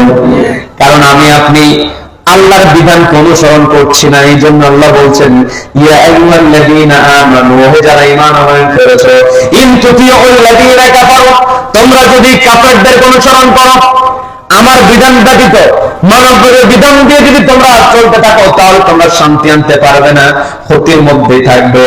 আজকে বিচারক আছে, বিচার আছে, আদালত আছে, আদালতের সুন্দর সুন্দর বিল্ডিং আছে, কিন্তু আমরা নেই বিচারে পাই না। দিন দিন আমাদের ক্ষতি বাড়তেই আছে। কথা বলুন ঠিক কিনা? আমি আপনি আল্লাহর বিধানের আলোকে যদি আমার আপনার সমাজ রাষ্ট্র পরিচালনা করতে পারি, এই সমাজের মধ্যে কেউ চাঁদাবাজি করতে পারবে না। কষ্ট নিয়ে বলতে হয়, বিরক্ত হচ্ছে? কষ্ট নিয়ে বলতে হয়। লাউ, লাউ চেনেন তো আপনারা? কদু, আপনাদের কদু বলা হয়, লাউ বলে। আচ্ছা, যেটাই হোক, এই যে ভাষার ভিন্নতা, একই দেশের মধ্যে বিভিন্ন ভাষা আছে না নাই? আছে। এই ভাষার ভিন্নতা একজন দিয়েছেন, তিনি কে? বলেন তিনি কে? আল্লাহ আমাদেরকে এত কিছু দিয়েছেন, আমরা ভুলে যাই। আল্লাহ যে আমাদের বালিল্লাহু মাওলাকুম, আল্লাহ যে আমাদের মাওলা, এই কথা আমরা ভুলে যাই, যার কারণে শয়তানের ধোঁকায় আমরা পড়ে যাই। কি কথা বলেন? এলাকার গরিব কৃষক ভাই লাউ আবাদ করে, তিনি যখন পাইকারি বিক্রি করে, তিনি পাইকারি বিক্রি করে 17 টাকায়, আর ঢাকায় গিয়ে যায় হয় 117 টাকা। আমি কি বানিয়ে বলছি? এর কারণ হচ্ছে প্রত্যেকটা মোড়ে মোড়ে চাঁদাবাজ আছে না নাই? আছে না নাই? আছে। চাঁদাবাজ মোড়ে মোড়ে চাঁদা নেয়। এলাকার গরিব কৃষক কষ্ট করে নিজে ভালো লাউ খায় না, কারণ নিজে লাউ যেটা খায় সেটা ওই একদিক দিয়ে পচে গেছে, কেটে কেটে যতটুকু হোক নিয়ে নিজে পচা গুলো খায়, আর ভালোগুলো বিক্রি করার জন্য দাম পাওয়া যায়, দামের আশায় বিক্রি করে। আমার আব্দুর রহিম ভাই, আমার আব্দুল করিম ভাই কষ্ট করে আবাদ করে, ও লাভ করে 2 টাকা, আর এসি ঘরের মধ্যে বসে থেকে ওই লাইয়ের প্রতি আরেকজন ইনকাম করে 20 টাকা। এইরকম চাঁদাবাজ আছে না নাই? এইরকম ফিতনাবাজ আছে না নাই? জমিনে যারা ফিতনা তৈরি করবে, ফাসাদ তৈরি করবে, বিপর্যয় তৈরি করবে, গোটা দেশে এখন তেলের বিপর্যয়। কথা বলেন, কথা বলেন। আমি মোটরসাইকেলে আসবো, ভাইয়ের সঙ্গে কথা হয়েছে, তারপরে হীরা ভাই, আমি বললাম ভাই দরকার নেই, মোটরসাইকেল বাদ দেন, আপনি ইজি বাইক দেন, অন্য কিছু, যে তেলের সংকট দরকার নেই, আমি এমনিতেই যাই। কথা বলেন। এই যে সিন্ডিকেট আমাদের দেশে মজুদ আছে, হয়তো আর কিছুদিন পরে এরকম হাহাকার হতে পারে, সম্ভাবনা আছে, কিন্তু যেই চালান এখনো আসে নাই, ওই চালান আসার আগেই তেলের দাম হয়ে গেছে 116 টাকার তেল হয়ে গেছে 250 টাকা পর্যন্ত। এই যে জমিনে যারা বিপর্যয় তৈরি করছে, ফাসাদ তৈরি করছে, এদের ব্যাপারে কেমন শাস্তি দেবে কোরআনের মধ্যে আছে না নেই? সূরা মাইদা 5 নম্বর সূরা, সবাই কষ্ট করে বলেন তো কত নম্বর সূরা? সূরা মাইদা 5 নম্বর সূরার 33 নম্বর আয়াত আল্লাহ বলছেন যারা জমিনে ফাসাদ তৈরি করবে, মানুষের জীবনে বিপর্যয় নিয়ে আসবে, ওদের এক হাত আর এক পা কেটে দিতে হবে বিপরীত ভাবে। ডান হাত যদি কেটে দেওয়া হয় বাম পা, বাম হাত যদি কেটে দেওয়া হয় ডান পা। যেই সমস্ত চাঁদাবাজার চাঁদাবাজি করে, একটা চাঁদাবাজার চাঁদাবাজি প্রমাণিত হওয়ার পরে তিনি বাইতুল মুকাররমের সামনে কিংবা সুপ্রিম কোর্টের সামনে যদি একটা চাঁদাবাজের এক হাত এক পা কেটে দিয়ে মিডিয়ার মাধ্যমে গোটা দেশে প্রচার করা হতো, একটা চাঁদাবাজের শাস্তি দেখে এক রাতের মধ্যে সমস্ত চাঁদাবাজ গুলো আল্লাহ হয়ে যেত। কথা বলেন ঠিক কিনা? এই কথাগুলো বললে হুজুর খারাপ, হুজুরে নিয়ে আসলাম, হুজুর একটু কিছু ঘটনা বলে এমনই বলে একটু কান দায়া আমাদেরকে মোনাজাতের মধ্যে জান্নাতে ঢুকায়া জাহান্নাম পর্যন্ত পৌঁছায় দিয়ে চলে যাবে, তা না করে হুজুর এগুলো কি বলে আছে না নাই? মোনাজাতের মধ্যে শুধু জান্নাত পর্যন্ত নিয়ে গেলে হবে না, আলোচনার মধ্যে কেমনে জান্নাতে যাওয়া যায় এই আলোচনাগুলো করতে হবে। কথা বলেন ঠিক কিনা? সম্মানিত বন্ধুগণ, আমি যে কথা বলতে নিয়েছিলাম, আমার পর্দার মা বোনেরা, সন্তানকে শিক্ষা দিতে হবে আল্লাহর ভয়ের শিক্ষা, সন্তানকে শিক্ষা দিতে হবে কোরআনের শিক্ষা। সন্তান যেমন রমজান মাসে দিনের বেলা না খেয়ে থাকলে আল্লাহকে ভয় করে, সন্তান যখন চেয়ারে বসবে ওই সন্তানের অন্তরে যদি আল্লাহর ভয় থাকে, ওকে যতই কোটি টাকার অফার দেওয়া হোক না কেন, যার অন্তরে আল্লাহর ভয় আছে ও কখনো টাকা দেখে কাজ হয়ে যাবে না। কথা বলুন ঠিক কিনা? সন্তান বড় অফিসার হয়েছে, খুব প্রশংসা, আমার ছেলে খুব ইনকাম, খুব ইনকাম, আমার ছেলে ডিসি অফিসে চাকরি করে। বাইরে যখন আসে, আসার সময় বাজারে মোড়লগঞ্জের হাটের সবচাইতে বড় মাছ নিয়ে আসে, খুব প্রশংসা ছেলের, আমার ছেলে খুব খেদমত করে। ছেলের বেতন কত? বলো ওর স্কেল হচ্ছে 22,000 টাকা। স্কেল কত? 22,000 টাকা। আমার ছেলে যে ইনকাম, ওই ইনকাম 22,000 টাকা ধরতেই হয় না, ওটা ব্যাংকেই থেকে যায়। উপরা যে ইনকাম আছে, আছে নাই? অথচ আমরা নিজেদেরকে দাবি করি আমরা ইমানদার। যেই ব্যক্তি ইমানদার ও কখনো হারাম ইনকাম করবে না। কথা বলেন ঠিক কিনা? দুনিয়ার আইনে চললে, দুনিয়ার বিধানে চললে ফাঁক ফোকর থাকে, আল্লাহর আইনে কোনো ফাঁক ফোকর নাই, আল্লাহর সংবিধানে কোনো সংশোধনী লাগে না। কথা বলেন ঠিক কিনা? দুনিয়ার সংশোধনের, দুনিয়ার যে সংবিধান আছে এগুলো বারবার সংশোধন করতে হয়, কোন কোন সময় সংশোধনের ওয়াদা দিয়ে সংশোধন করা হয়, এমন ঘটনা আছে না নাই? আছে না নাই? আছে। সুবিধা মতো বাইবেল, প্রকৃত যেই বাইবেল সেটা কি আছে? ওদের ইচ্ছা মতো কাটছাট করেছে, তাওরাতটাকে পরিবর্তন করে ফেলেছে, নিজের ওল্ড টেস্টামেন্ট নিউ টেস্টামেন্ট মানে পুরাতন টেস্টামেন্ট আর নতুন টেস্টামেন্ট মানে নতুন কোরআন, পুরান কোরআন আমাদের আছে। আমাদের ওই যে কোরআন নবী যা দিয়ে গিয়েছেন ওই কোরআনই আমাদের আছে। বলুন না সুবহানাল্লাহ। এই কোরআনের কোনো সংশোধনী লাগে না। তাহলে কোরআনটা দিয়েছেন একজন, তিনি কে? বলেন বলেন তিনি কে? মানব বিজ্ঞানের মধ্যে ফাঁকফোকর থাকে, এই জন্য আমি আপনি ক্ষতি থেকে বের হতে পারি না। এই জন্য আল্লাহ বলছেন ইয়া আইয়ুহাল্লাযীনা আমানু, ওই যারা ঈমান আনয়ন করেছে, তুতিউল্লাযীনা কাফারু, আমি আল্লাহ আমার বিধানের বাইরে গিয়ে যদি মানবদের বিধান দিয়ে কাফেরদের মন গড়া বিধান দিয়ে তোমরা চলো, তোমরা কখনো শান্তি আনতে পারবে না। এই জন্য আমাদের টার্গেট হবে আমরা আল্লাহর প্রতি ঈমান এনে আল্লাহকে আমাদের মাওলা মনে করে, আল্লাহকে আমাদের রব মনে করে, আল্লাহকে সবচেয়ে উত্তম সাহায্যকারী মনে করে, কোনো বিপদ হোক না কেন এই কোরআনকে সামনে নিয়ে চলতে হবে। এই কোরআনের পাওয়ার এমন পাওয়ার, কোরআন যেখানে যায় সেখানে সম্মান আছে না নাই?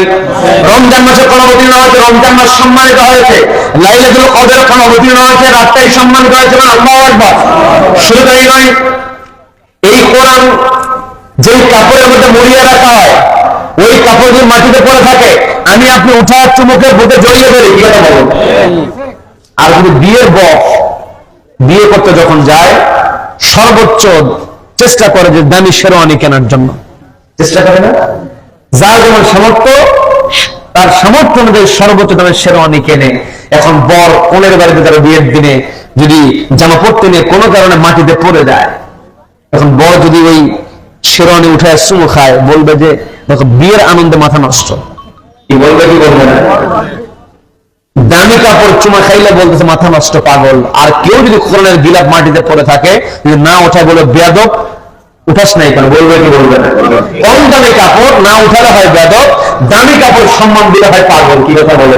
এর কারণ হচ্ছে শেরওয়ানির সঙ্গে কোরআনের কোনো সম্পর্ক নাই, আর গিলাফের সঙ্গে কোরআনের সম্পর্ক থাকার কারণে ওই গিলাফটা কম দামি কাপড়ের টুকরা হলো রব্বুল আলামিন মর্যাদা বানিয়ে দিয়েছেন। বলেন না সুবহানাল্লাহ। এলাকার হাফেজে কোরআন যখন 10 বছর কোরআন মুখস্থ করে, এলাকার বৃদ্ধ মুরব্বী বয়স 70 বছর নামাজে গিয়েছে, মুরব্বী পর্যন্ত ওই 7 বছরের বাচ্চাকে দেখে জায়গা নাই, তারপরও চাপাচাপি করে ওই ছোট্ট 10 বছরের বাচ্চাকে কিন্তু সুযোগ করে দেয়। দেয় কি দেয় না? এর কারণ হচ্ছে ও বয়স কম হলো, কোরআন থাকার কারণে ওর মর্যাদাটা বেড়ে গিয়েছে। বলেন না সুবহানাল্লাহ। তার মানে এই যে কোরআনের সম্মান, যে কোরআনের বিধান সমাজে বাস্তবায়িত হবে, ওই সমাজটাও এরকম সম্মানিত হয়ে যাবে। কথা বলুন ঠিক কি না? সম্মানিত বন্ধুগণ, আমি বর্তমানে মা বোনদেরকে কিছু কথা বলতে নিয়ে এদিকে চলে এসেছিলাম। 14 বছর বয়সী সাহাবী যুদ্ধের ময়দানে যাওয়ার জন্য নবীর কাছ থেকে অনুমতি নিয়েছেন।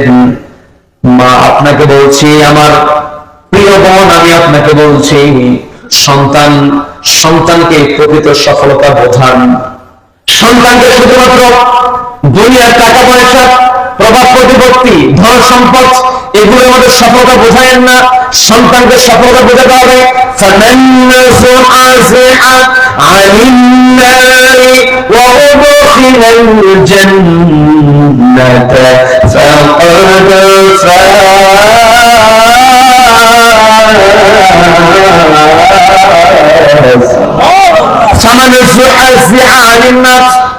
যেই ব্যক্তিকে জাহান্নামের আগুন থেকে দূরে সরিয়ে রাখা হয়েছে, জান্নাত এবং জান্নাতে প্রবেশ করানো হয়েছে, ওই ব্যক্তি প্রকৃত সফল। বলেন না সুবহানাল্লাহ। তার মানে আপনার সন্তানকে আপনি জাহান্নামের ভয়ঙ্করে ঢুকিয়ে দেবেন, সন্তান যেন সেভিং ফ্রম হেল ফায়ার, জাহান্নামের আগুন থেকে নিজেকে রক্ষা করা এটা বুঝতে পারে, এন্টারিং টু দ্য প্যারাডাইস, জান্নাতে প্রবেশ করা এটার মর্মার্থ যেন বুঝতে পারে। এই জন্য সন্তানকে কোরআনের শিক্ষা দিতে হবে, সন্তানকে সত্য কথা বলার শিক্ষা দিতে হবে, আর সন্তানের অন্তরে ভয় ঢুকিয়ে দিতে হবে একজনের। তিনি কে? বলেন তিনি কে? আল্লাহকে ভয় করতে হবে, আল্লাহকে সন্তুষ্ট করার চেষ্টা করতে হবে। নবীর সাহাবী যুদ্ধ অনুমতি পেয়েছেন, যুদ্ধের ময়দানে গিয়ে উহুদের ময়দানে তিনি তীর নিক্ষেপ করছেন। তিনি যখন তীর নিক্ষেপ করছেন, তার তীরগুলো যখন কাফেরদেরকে আঘাত করে, তার তীরগুলো বিফলে যায় না, কাউকে না কাউকে আঘাত করেই ফেলে। আল্লাহু আকবার। যখন একের পর একটি তীর নিক্ষেপ করছেন, বিষয়টা কাফেরদের মধ্যে তারা বুঝতে পারলো, এই তীর নিক্ষেপকারী যেই তীরগুলো নিক্ষেপ করে সেখান থেকে তো আমরা নিজেদেরকে রক্ষা করতে পারি না, কাজে একে আগে থামাতে হবে। দেখবেন যে মুফাসসির ভালো কথা বলে, ওই মুফাসসিরের তাফসীর বন্ধ করে দেয়। কি কথা বলে? কি কথা বলে? সারা দুনিয়ার শ্রেষ্ঠ মুফাসসির, আসলে আমাদের নামের আগে মুফাসসির লেখা হয়। বাংলাদেশের তাফসীর যিনি মুফাসসির নাম লিখলে সবার আগে যার নামটা চলে আসে, তিনি হলেন শহীদ আল্লামা জাফর সাইদি রাহমাতুল্লাহ আলাইহি। আপনাদের পাশাপাশি এলাকার মানুষ, আপনাদের এখান থেকে খুব বেশি সময় লাগে না। দেখেন, যারা ইমানদার হয় তারা ভালো করেই জানে বালিল্লাহু মাওলাকুম, আল্লাহ হচ্ছে প্রকৃত অভিভাবক। আমাদের কোরআনের পাখি, তিনি জেলখানায় যাওয়ার পূর্বে তার হার্টের রিং বসানো ছিল, জেলখানায় যাওয়ার আগে কিন্তু ডায়াবেটিস, হাই প্রেশার, এত কিছু থাকার পর জেলখানায় ছিলেন।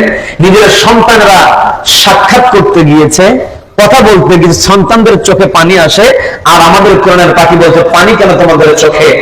পানিটা মুছে ফেলো, আমার সামনে কোনো কান্নাকাটি করবে না। বলেন আল্লাহু আকবার।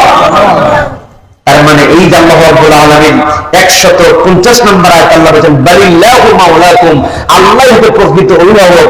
যারা আল্লাহকে প্রকৃত অভিভাবক মেনে নিতে পারে, দুনিয়ার কোনো কষ্ট তাদেরকে থামাতে পারে না। কথা বলুন ঠিক কি? আমাদের কোরআনের পাখিকে দীর্ঘদিন বন্দী অবস্থায় রেখে দিয়েছে, কিন্তু কোনদিন আমরা আদালত যখন ওঠানো হয়েছে, আমাদের কোরআনের পাখির চোখে কখন আমরা পানি দেখি নাই। কথা বলেন ঠিক কিনা? চেয়ারের মধ্যে কখন আমরা হতাশার ছাপ দেখি নাই?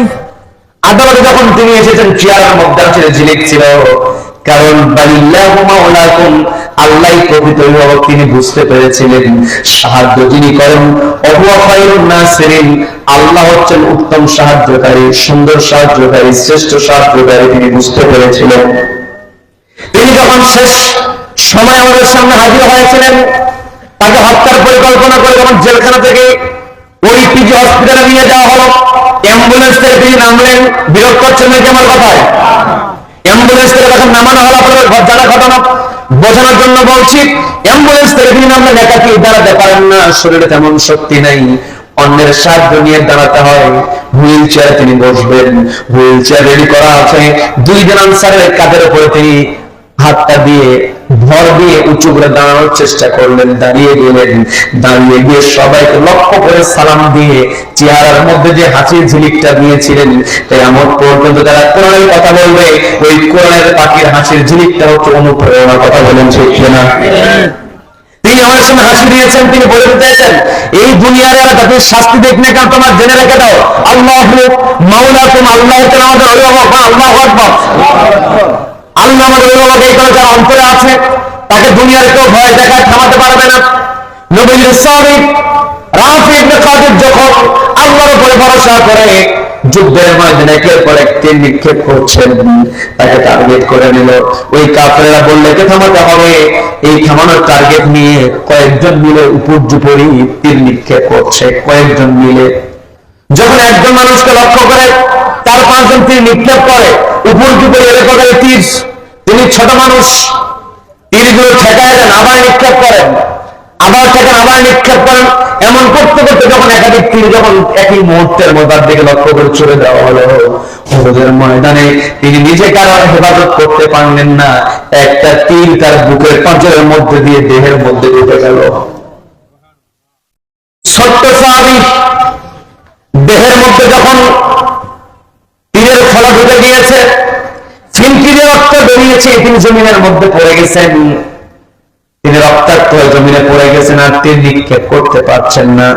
নবীজির কান পর্যন্ত যখন দুঃসংবাদটা পৌঁছে গিয়েছে, নবীজি তিনি কষ্ট পেয়ে গেলেন। নবীজি সাহাবীদের জন্য পেরেশান। কথা বলেন ঠিক কিনা? নবীজি উম্মতের জন্য পেরেশান। কিয়ামতের কঠিন ময়দানে যেই দিন মা তার সন্তানকে চিনবে না, মা বল আমার বিয়ে হয় না, বলেন নাউযুবিল্লাহ, ওই কঠিন দিনে সবাই ইয়ানাফসি ইয়ানাফসি করতে থাকবে। আল্লাহর সামনে সুপারিশ করার সাহস কেউ করবে না। নবীরাও পর্যন্ত বলবে যে না, এই মুহূর্তে আমার কাছে আর এসো না, অমুকের কাছে যাও। শেষ পর্যন্ত নবীদের কাছে যাবে। নবীজি সবার আগে আমাদের জন্য সুপারিশ করবেন একজনের কাছে, তিনি কে? সবাইকে বলতে হবে তিনি কে? নবীজি আজ সোনার মধ্যে নাই, শুয়ে আছেন। কি কথা বলেন? নবীজির টার্গেট একটাই, নবীজি আল্লাহকে ডাকতে বলেন, ইয়া রাব্বি উম্মতি, ওগো আল্লাহ, এই কঠিন পরিস্থিতি, এই কঠিন পরিস্থিতির মধ্যে আমার উম্মতের কি হবে গো আল্লাহ? বলেন আল্লাহু আকবার।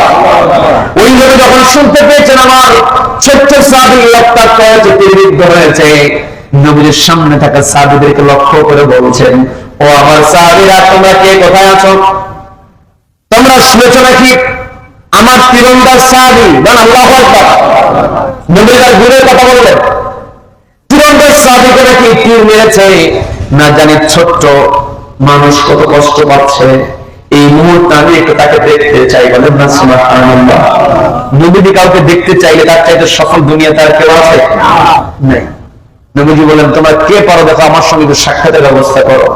নবীজির কথা শোনার পরে কয়েকজন মিলে কোলে করে নবীজির সামনে রাফি ইবনে খাদিজকে নিয়ে আসলেন তীরবিদ্ধ অবস্থায়।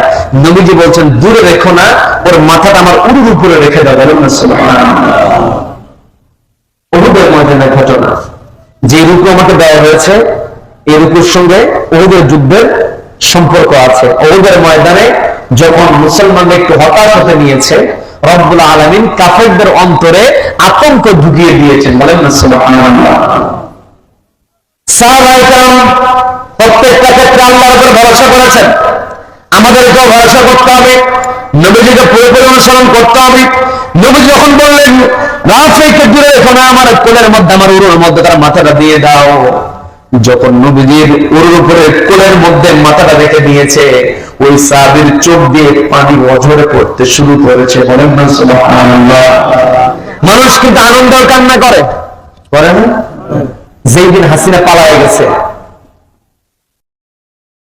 হাসিনা পালায় যেদিন গিয়েছে, ওই সংসদ ভবনের দৃশ্য কতগুলো আছে, যুবক ছেলে পেলে মুখে দাঁড়িয়ে নাই, অত দাঁড়িয়ে গজায়ও নাই, ওরা আল্লাহকে সেজদা দিচ্ছে ওই প্রাঙ্গণেই, আর বঙ্গভবনের ওই ঘাসের উপরে সেজদা দিচ্ছে, আর কথা বলতে চিৎকার করছে, চোখ বেয়ে পানি, চেয়ারের মধ্যে হাসি। ওই চোখে পানি এসেছিল, এই পানি ছিল আনন্দের পানি। নবীজির সাহাবী চোখ বেয়ে যখন অঝরে পানি পড়ছে, নবীজি মনে করেন হয়তো ব্যথার যন্ত্রণা। নবীজি বলছেন, রাফে, তোমাকে আমি বদরে অনুমতি দেই নাই, ওহুদে আমার কাছ থেকে অনুমতির জন্য আমাকে সুপারিশ করিয়ে যুদ্ধে এসেছো, যুদ্ধে না আসলেও তো হতো, আজকে যুদ্ধে আসার কারণে তোমার রক্তাক্ত হতে হয়েছে, না জানি তোমার কত কষ্ট হচ্ছে। নবী আপনি এই কথা বললেন, আপনি সত্য বলেছেন, আমি যুদ্ধে না আসলে আমার শরীরে তীরবিদ্ধ হতো না, রক্ত ঝরতো না, এটা যেমন সত্য কথা, আমি যদি তীরবিদ্ধ না হতাম, নবীজি আপনার রহমতের কোলের মধ্যে মাথাও দিতে পারতাম না। নবীজির সত্য সাহাবী রাফি ইবনে খালিদ রাদিয়াল্লাহু তাআলা আনহু, তিনি যখন এই কথা বললেন, নবীজি বলতেন, তোমার বয়স কম হতে পারে কিন্তু তোমার ঈমানটা পরিপূর্ণ, বলেন না সুবহানাল্লাহ। রাফি ইবনে খালিদ বলতেন, রাসূলুল্লাহ ইয়া আল্লাহ, আমার ঈমান কতটুকু পরিপূর্ণ হয়েছে আমি জানি না, তবে আমার মনের একটা আশা এখন অপূর্ণ রয়ে গিয়েছে, আমার মনের আশাটা পূর্ণ হয় নাই। নবীজি বলছেন, তুমি কি আশার কথা বলো, আজকে তুমি যে আশার কথাই বলবে ওটাই পূর্ণ করা হয়, বলেন না সুবহানাল্লাহ। রাফি ইবনে খালিদ বলতে, রাসূলুল্লাহ ইয়া হাবিবাল্লাহ, আমি যে আশাটা করেছি মনে হয় না সে আশা আমার পূর্ণ হবে। ডিম লাইট, জিরো বাল্ব, তার মানে নবীজি বলছেন লাইট বন্ধ করে ঘুমাও। আজকে ডাক্তাররাও বলছে লাইট বন্ধ করে ঘুমাও, তার মানে এই যে ঘুম নিয়ে কথা বলেন, বিরক্ত হলেন। তার মানে এখন থেকে আমাদের অভ্যাস করতে হবে কি, অন্ধকারে ঘুমাতে হবে, গাঢ় অন্ধকার, অন্ধকারে ঘুমটা কিন্তু গাঢ় হয়। দেখবেন কোন মানুষ ঘুমিয়ে আছে, খেয়াল করবেন, যারা এটা খেয়াল করেন নাই, একটু বিজ্ঞান ভিত্তিক কথা হয়ে যাচ্ছে, বিরক্ত হচ্ছে নাকি? কারণ আল্লাহ যে আমাদের মাওলা, এটা বুঝতে হবে তো, কি কথা বলো, আমরা যদি এই কথাটা বুঝতে পারি আল্লাহ আমাদের মাওলা, সবকিছু আল্লাহর কর্তৃত্বে আমরা চলি, এটা বুঝতে পারলে আল্লাহর ভয় আমাদের অন্তরে এমনি অটোমেটিক ঢুকে যাবে। কি কথা বলো? খেয়াল করে দেখবেন, কেউ ঘুমিয়ে আছে, লাইট বন্ধ করা আছে, ঘুমের মধ্যে লাইটের সুইচটা দিবেন, আলো পড়ার সঙ্গে সঙ্গে চোখটা নড়ে উঠবে, ওর ঘুম কিন্তু ভাঙে নাই, ঘুম কি করে নাই, ভাঙে নাই, কিন্তু চোখটা আলো পাওয়ার পরে নড়ে উঠেছে, তার মানে এই লাইটের সঙ্গে ঘুমের মধ্যেও কিন্তু একটা মেকানিজম চলে। কথা বলেন ঠিক কিনা? আমি একটু আপনাদেরকে রাতের ঘুমে যেন একটু আমাদের মনোযোগ ভিন্ন দিকে না যায়, এজন্য প্রশ্নটা না করে ফেলছিলাম, কিন্তু আমার অধিকাংশ ভাইরা হাত উঠিয়েছে, শোনার জন্য হাত উঠিয়েছে, বলে আলহামদুলিল্লাহ, বলে আলহামদুলিল্লাহ। আমাদের সাহায্যকারীকে বলে, সাহায্যকারীকে এই দুনিয়াতে আল্লাহ রাব্বুল আলামিন আমাকে আপনাকে পাঠিয়েছেন, এই দুনিয়াতে আল্লাহর হুকুম অনুযায়ী আমাকে আপনাকে চলতে হবে, এই পৃথিবীতে রব্বুল আলামিন আমাকে আপনাকে পাঠালেন, আর আমাকে আপনাকে বলছেন, ওয়ালামু আন্নামা আমওয়ালুকুম ওয়া আওলাদুকুম ফিতনা, জেনে রেখে দাও, ওয়ালামু, জেনে রেখে দাও, আমরের সিগা, ইম্পারেটিভ সেন্টেন্স, আল্লাহ ওয়ালা দিলেন, জেনে রেখে দাও, আন্নামা, নিশ্চয়, আমওয়ালুকুম, তোমাদের সম্পদ, ওয়া আওলাদুকুম, তোমাদের সন্তান সন্ততি, ফিতনা, পরীক্ষার উপকরণ। তার মানে সম্পদ আমি আপনি কেমন করে অর্জন করলাম, আবার সম্পদ কেমন করে ব্যয় করলাম, এটাই কিন্তু আমাদের চূড়ান্ত পরীক্ষা। কি কথা বলো? গোটা দুনিয়াতে মারামারি তো এখন সম্পদ নিয়ে, গোটা দুনিয়াতে হানাহানি, মারামারি, সবকিছুই সম্পদ। আল্লাহ বলছেন এই সম্পদের ব্যাপারে সচেতন হও। আবার আল্লাহ বলছেন আওলাদুকুম, সন্তান সন্ততি, নিজের সন্তানের দিকে তাকায় সম্পদের পাহাড় করে, আমি যদি না থাকি আমার সন্তান কেমনে চলবে, এমন পেরেশান হয়ে অবৈধ উপায়ে সম্পদের পাহাড় গড়ে এমন কিছু বেকুব আছে না নেই? আছে না নেই?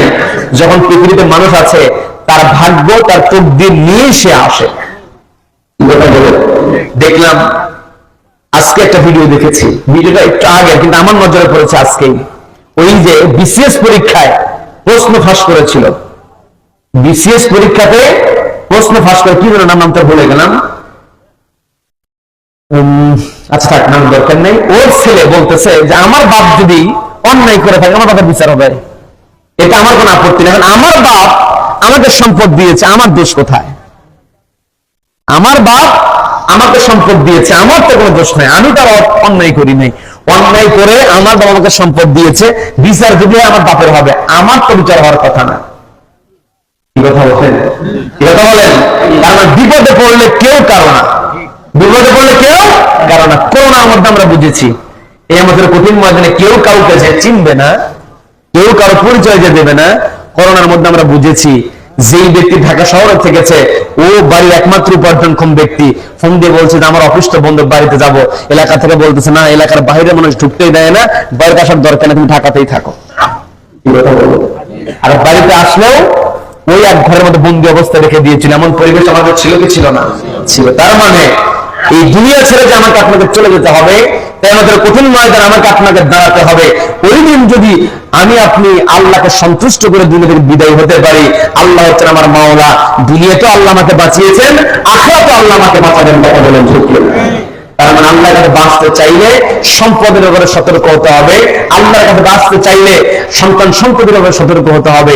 এই যে আজকের মাহফিল 18তম মাহফিল। কততম? তার মানে বাংলাদেশের ভোটার হওয়ার উপযুক্ত বয়স 18 বছর না? তার মানে বাংলাদেশে নাগরিক হওয়ার জন্য, ভোট প্রয়োগের জন্য, তারপর বিভিন্ন অফিস আদালতে নিজেকে হাজির করার জন্য দলিল আদিল্লাহ, কারণ কারো বয়স যদি 18 না হয়, জমি দলিল করতে পারবে? করতে পারবে। তার মানে এই মাহফিলটা 18তম হয়েছে। এই 18তম মাহফিল চলুক কিয়ামত পর্যন্ত, এই মাহফিলকে আল্লাহ কবুল করবেন। আমিন। এই মাহফিল আমরা শুনতে আসি একটি কিতাব থেকে, সেই কিতাবের নাম কি? বলেন, সেই কিতাবের নাম কি? তবে আপনাদের মাহফিলটা দেখে আমার খুব ভালো লেগেছে। সেটা হচ্ছে আপনারা যে সুন্দর করে বিষয় ভিত্তিক আলোচনা দিয়েছেন, জেনে তেন আলেম এসে আপনাদের মাহফিলে কি করতে পারবে না? কথা বলতে পারবে না। এটা খুব ভালো। মানে পড়াশোনা করে এসে যেন কি করে? কথা বলতে পারে। ক্লাসের শিক্ষক যিনি ভালো, ইউনিভার্সিটিতে যারা ভালো ক্লাস নেয়, তারা রাতের বেলা বাড়িতে স্টাডি করে এসে, এখানে আউলামা একরাম আছেন যারা ভালো মুহাদ্দিস, ক্লাসে হাদিস পড়ানোর আগে বাড়িতে হাদিস দেখে তারপরে ওখানে আলোচনা নিজের বাড়িতে আগে কমপ্লিট করে এরপরে ছাত্রদেরকে পড়ায়। কি কথা বলেন? আপনারা এমনটা করেন। আমাকে হীরা ভাই আমাকে মেসেজ করেছিল 16 নম্বর রুকু, আমি ভুলে গিয়েছিলাম, কারণ সারা বছর এরকম হয় না। আমি যখন আলোচনায় আসব, এর পূর্বে আমার সুফিয়ান ভাইয়ের সঙ্গে কথা হলো, এখন কয়টায় দিবেন? বিরক্ত হচ্ছেন? বিরক্ত হচ্ছেন? কয়টায় দিবেন? বলে আপনি উঠবেন, নামাজ শেষ হবে, আপনি 9:30 থেকে নিয়ে চলবে, কতক্ষণ বলে 12টা 1টা যা পারেন। এই মুরব্বী বলতে চলুক, আজকে শেষ দিন চলবে। সুফিয়ান ভাই বলতেছে গতকালকে 11টা পাঠ ছিল, আপনি নিয়েন শেষ দিন। আমি বললাম কতক্ষণ আলোচনা করবো? তখন বলছে ভাই আপনাকে যে টপিক দেওয়াতে 16তম রুকু তো কম না। যখনই এই কথা বলছে তখনই আমার মনে হলো কি ব্যাপার, আমাকে না বিষয় ভিত্তিক দেওয়া। আমি কিন্তু এখানে উঠে বসেছি আগের থেকে, আমার খেয়ালে ছিল না। আমি যে দেখবো, আজকে দৌড়ের উপর ছিলাম আমি, আল্লাহ আমাকে নিয়ে আসছে, বলে আলহামদুলিল্লাহ, বলে আলহামদুলিল্লাহ। কালকে রাতে হঠাৎ করে আমি মেসেজ করলাম কামরুল ভাইকে, হীরা ভাইকে, আমি মেসেজ করলাম ভাই আমি যদি ঢাকা দিয়ে যাই কিভাবে যাব? কারণ আমি গাড়ি নিয়ে আসবো পরিকল্পনা আমার, কিন্তু রাত্রে আমার গাড়ি যখন মাহফিলে যাচ্ছিলাম চাঁপাইনবাবগঞ্জ, তখন ঝামেলা হলো, মনে করলাম হয়তো গাড়ি নিয়ে যাওয়া হবে না। এজন্য আগের থেকে আগাম জানলাম। পরে ড্রাইভার মাহফিল হিসেবে বললো যে ভাই চলে দেখি কতটুকু পরিমাণ যাওয়া হবে। পাবনা আসার পরে আর হলো না, তখন 4-5টা গাড়ি পরিবর্তন করে আপনাদের এখানে এসে পৌঁছেছি। যখন আলোচনা দেওয়া হলো, মোটামুটি আমি যেমন কিছু লেখাপড়া করতে পারিনি, এখন আল্লাহ এই বয়সে বসার জন্য সুযোগ করে দিয়েছেন, যোগ্যতা, বসার যোগ্যতা দেন নাই, সুযোগ করে দিয়েছেন। আপনাদের উদ্দেশ্যে কিছু কথা বলছি, বিরক্ত হচ্ছেন? বিরক্ত হচ্ছেন? এই মাহফিলকে আল্লাহ রাব্বুল আলামিন আমাদের সকলের নাজাতের ওসিলা হিসেবে কবুল করেন। আমিন। উহুদের ময়দানে নবীর উরুর মধ্যে মাথা রেখে দিয়েছেন কয় বছর বয়সী সাহাবী? বলেন কত বছর? নবীজি কয়টা অপশন দিয়েছেন? কয়টা? দুইটা অপশনের দিকে আমরা যাব। তবে এর পূর্বে এই মাহফিলের খরচ আছে না নাই? আছে না নাই? এই খরচগুলোকে করার জন্য আমাদেরকে অর্ডার একজন দিয়েছেন, তিনি কে? আল্লাহ ইম্পারেটিভ সেন্টেন্স ব্যবহার করেছেন, আবশ্যক বাক্য, আমরের সিগা, ওয়ালামু জেনে রেখে দাও। তো আমি খুব বেশি সময় নেব না। অনেকেই দিয়েছেন, অনেকেই দেন নাই, অনেকে আবার সুন্দর করে আদায় করতে পারে, গুছায়া বলে, ওই দিকে যাব না। কারণ আমাদের গতকালকে আপনারা আলোচনা শুনেছেন, আবার আমাদের ফজরের নামাজের দিকে লক্ষ্য করতে হবে। আমরা ওই দিকে লক্ষ্য করবো, আল্লাহর দিকে লক্ষ্য করবো। অল্প কিছু সময় আমরা নিব, বিরক্ত হবেন। জিকির করি লা ইলাহা, জোরে লা ইলাহা ইল্লাল্লাহ সুবহানাল্লাহ আলহামদুলিল্লাহ লা ইলাহা ইল্লাল্লাহ লা ইলাহা ইল্লাল্লাহ সুবহানাল্লাহ আলহামদুলিল্লাহ লা ইলাহা ইল্লাল্লাহ লা ইলাহা ইল্লাল্লাহ আল্লাহ আল্লাহ, সবাই সবাই জোরে আল্লাহ আল্লাহ আল্লাহ আল্লাহ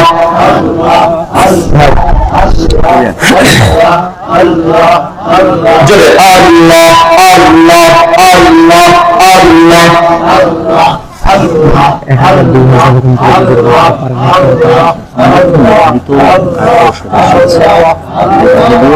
সদস্যকে বাড়াতে হবে কি আরো?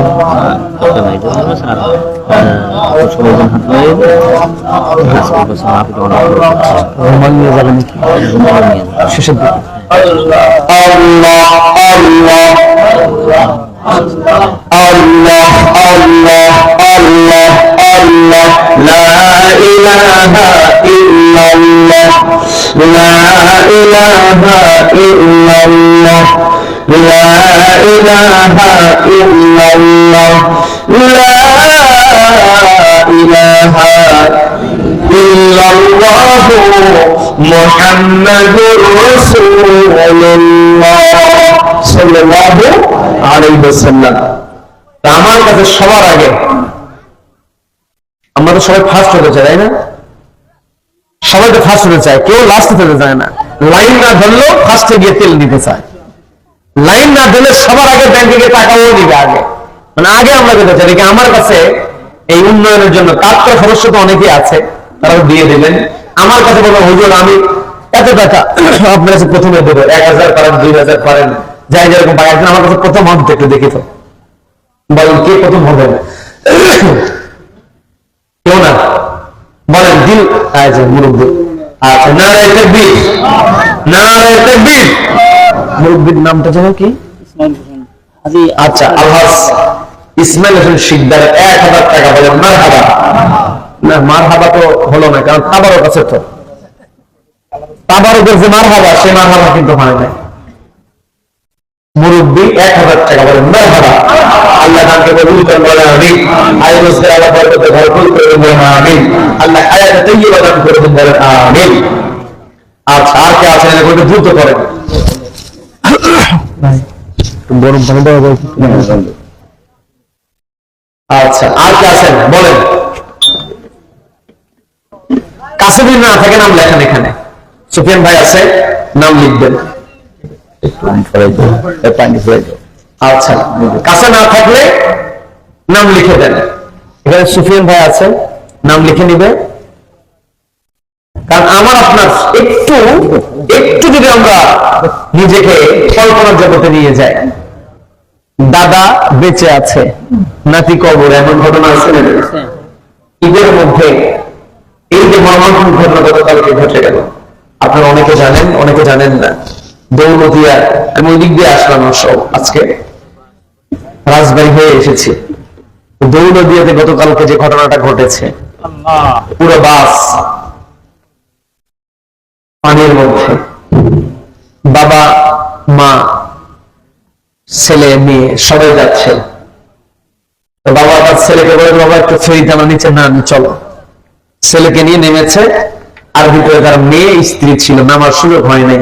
পুরো নারায়ে তাকবীর, জোরে নারায়ে তাকবীর। মামুন ভাই 5000 টাকা। বলেন মারহাবা, বলেন মারহাবা। মামুন ভাই দানটা আল্লাহ কবুল করুন, বলেন আমিন। আয় রোজগার আল্লাহ বরকতে ভরপুর করে দেন, বলেন আমিন। যে কথা আমি বলতে নিয়েছিলাম, মেয়ে এবং মা 18 পারা হিফজ করেছে মেয়েটা। হাফেজে কোরআন হয়ে যেত। আগামী যদি আল্লাহ হায়াত দিতেন, বেঁচে থাকতেন, আগামী রমজানের আগেই হিফজ কমপ্লিট হয়ে যেত। বাবা বলছে আমি আমার মেয়েকে রক্ষা করতে পারলাম না। তার মানে বাপ বেঁচে আছে, মেয়ে এখনো কোন অবস্থায় যে আছে খুঁজে পেয়েছে কিনা এটাও আমরা জানতে পারি নাই। একটা বাবাকে আহাজারি করতে দেখলাম, বলছে যে আমার ছেলে মারা গিয়েছে, আমার ছেলেকে শুধু খুঁজে বের করে দেন, আমি যেন ওকে দাফন করতে পারি, ওর কবরটা যেন আমি চিহ্নিত করতে পারি। তার মানে আমার আপনার দুনিয়াতে যত বড় বিল্ডিং থাকুক না কেন, যত টাকার মালিক আমি আপনি হই না কেন, সব কিছু ছেড়ে আমাকে আপনাকে কবরে চলে যেতে হবে। কি কথা বলেন? যে কবরস্থান দুনিয়াতে আমরা যখন বিভিন্ন জায়গায় যাই, অনুষ্ঠানে ভিআইপি মেহমানদের জন্য আলাদা জায়গা করা থাকে, স্টেডিয়ামে খেলা দেখতে গেলেও সেখানে ভিআইপি প্রোটোকল দেওয়া হয়। আজকে তো 26শে মার্চ গেল, বিভিন্ন জায়গায় বিজয় দিবস উদযাপনের ক্ষেত্রে ভিআইপিদেরকে আলাদা করা হয়েছে, যারা একটু কম যোগ্যতা সম্পন্নদেরকে আলাদা করে দেওয়া হয়েছে। কিন্তু যখন আমি আপনি মারা যাব, কোন কবরস্থানে কি লেখা থাকে এই সাইড ভিআইপিদের, এই সাইড গরিবদের? থাকে? কবরে যাওয়ার পরে আমার আপনার ওই জায়গাতে কমন পরিচয়, সবাই আমরা কি লাশ হয়ে কবরে যাব। বাড়ি করতে যায়, সুন্দর করে টাইলস লাগাবে, এলাকার গ্রামের মিস্ত্রি আছে, তাকে নেয় না যে বাবা তুমি তো কাজ পারো, তবে তোমার চেয়ে ভালো মিস্ত্রি দিয়ে, তোমার যে মেইন তাকে দিয়ে আমি কাজ করাবো। শহর থেকে তাকে নিয়ে বাড়িতে নিয়েছে টাইলস লাগায়। আমি আপনি টাইলস লাগিয়ে বাড়ি তৈরি করলাম, বেঁচে থাকা অবস্থায় ওই সুন্দর টাইলস ওলা ঘরে দামি বিছানার চাদর, 8-10 হাজার টাকা দামের বিছানার চাদরের উপর আমি আপনার তো ঘুমাতে পারি। যখন আমি আপনি মারা যাব, যেই আব্দুল করিমের বাড়িতে বৃষ্টির দিনে পানির ফোঁটা পড়তো, ওই আব্দুল করিম মারা গেলেও যেই ব্যক্তি গোর খনন করবে, এলাকার সবথেকে ধনাঢ্য ব্যক্তি মারা গেলে ওই ব্যক্তি গোর খনন করবে। কথা বলুন ঠিক কিনা? তার মানে আমার আপনার মাটিতে সবাইকে যেতে হবে, ওই জায়গাতে কোনো বাহাদুরি নিয়ে আমরা যেতে পারবো না। আমার আপনার নিঃশ্বাস যখন বন্ধ হয়ে যাবে, মালাকুল মউত যখন হাজির হয়ে যাবে, ইতিহাস মুআজ্জালা একেবারে নির্ধারিত সময়ে হাজির হয়ে যাবে, বিন্দু পরিমাণ সময় দেওয়া হবে না। নিঃশ্বাস বন্ধ হয়ে যাওয়া মানে আমল করার কোনো সুযোগ নেই। আমল করার কোনো সুযোগ আছে? নাই। তবে তাফসীর মাহফিলে যদি বছরের পর প্রত্যেক বছর যে আমাদের সহযোগিতা, যারা শুরু করেছেন 18তম, শুরুর দিকে ছিলেন প্রথম বার্ষিকী, আজকে তারা কবরে আছে। অনেকে আছে, এমন আছে না? নাই? আছে। অনেকে কবরে চলে গিয়েছেন, অনেক সদস্য কবরে চলে গিয়েছেন। আজকে তারা কবরে 18তম কেন, যতদিন পর্যন্ত প্রত্যেক বছর মাহফিল হবে, এই সাদকায়ে জারিয়াতে সহযোগিতা করার কারণে রব্বুল আলামিন একটা অংশ আমলনামায় সযুক্ত করে দেন। বলেন সুবহানাল্লাহ। এই জামাত চলতে থাকবে, আমি আপনি সহযোগিতা করবো প্রত্যেক বছর। এই সহযোগিতা হবে আমার আপনার নাজাতের ওসিলা, এগুলো হবে আমাদের সাদকায়ে জারিয়া। তো কাজেই দিনটাকে নরম করেন। এই মুহূর্তে যদি আমি আপনি মারা যাই, আমার আপনার অটোমেটিক সম্পদের মালিক আরেকজন হয়ে যাবে। 10টায় বাপ মারা গিয়েছে, 11টায় যদি সন্তান দলিল করে, দলিল টিকবে কি টিকবে না? টিকবে কিন্তু, কারণ মারা গেছে 10টায়, দলিল হয়েছে 11টা। আমরা দেখি এমনও হয় যে বাপের লাশটা কি করে দাঁড় করায়, যে আগে হিসাব হোক, আগে কি হবে, বন্টন নামা আগে হোক, এরপর বাপকে কবরে নামা। বলুন না। তার মানে কেউ পারো না, অত দিনটা নরম করেন। একটা বার চোখটা বন্ধ করে একবার একটু ভাবেন, এই মুহূর্তে মরণ যদি হয়ে যায়, কত আশা নিয়ে ঢাকায় ফিরতেছিল তারা, আজকে তারা কবরের বাসিন্দা। এমনও হয়েছে বাড়ির মানুষের জন্য মার্কেট করেছে, সুন্দর পোশাক কিনেছে, ছোট ভাইয়ের জন্য, মায়ের জন্য, বোনের জন্য নিয়ে আসতে নিয়েছে, রাস্তার মধ্যে অ্যাক্সিডেন্ট করে বাড়িতে পোশাক পৌঁছেছে ঠিকই, কিন্তু যাই পোশাক কিনেছে তিনি ফিরেছেন লাশ হয়ে। ঈদ করতে পারেন, এমন ঘটনা আছে না নাই? এই 7 দিনে যেটা দেখলাম, জরিপে দেখলাম, এই ঈদের যে 7 দিনের ছুটি ছিল, এর মধ্যে 204 জন মানুষ মারা গিয়েছে রোড অ্যাক্সিডেন্টে। তার মানে যে কোনো সময় আমার আপনার মরণ হয়ে যেতে পারে।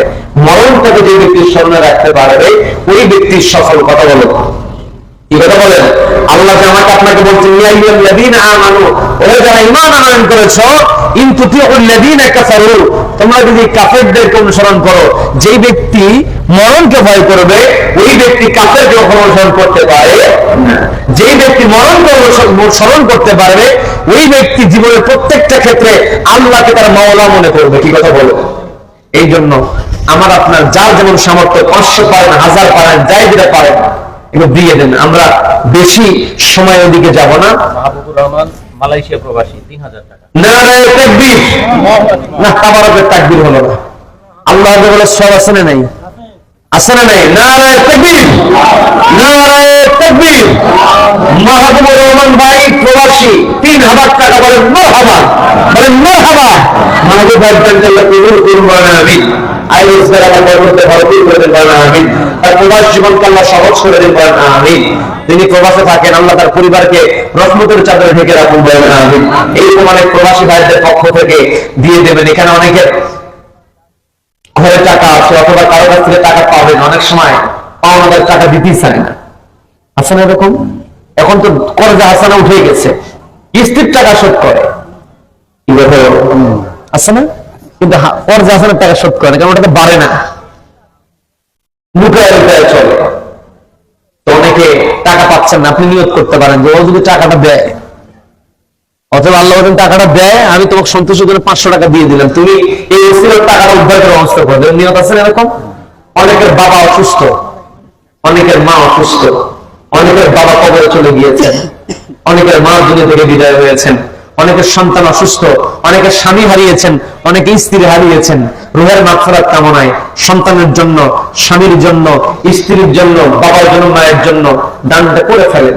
আপনার সন্তানকে সাক্ষী রেখে আপনার সন্তানের সামনে আপনি মায়ের জন্য দোয়া করেন, দোয়া চেয়ে দান করেন, আপনার সন্তান দেখবে যে আমার বাপ তো তার মায়ের জন্য, তার বাবার জন্য দান করছে, তাহলে আমি আপনি যখন মারা যাবো আমার আপনার সন্তানের শিক্ষাটা এখান থেকে নেবে।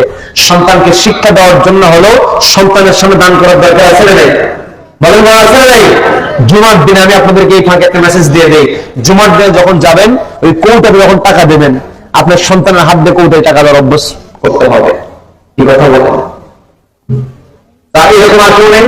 বলেন 500 টাকা।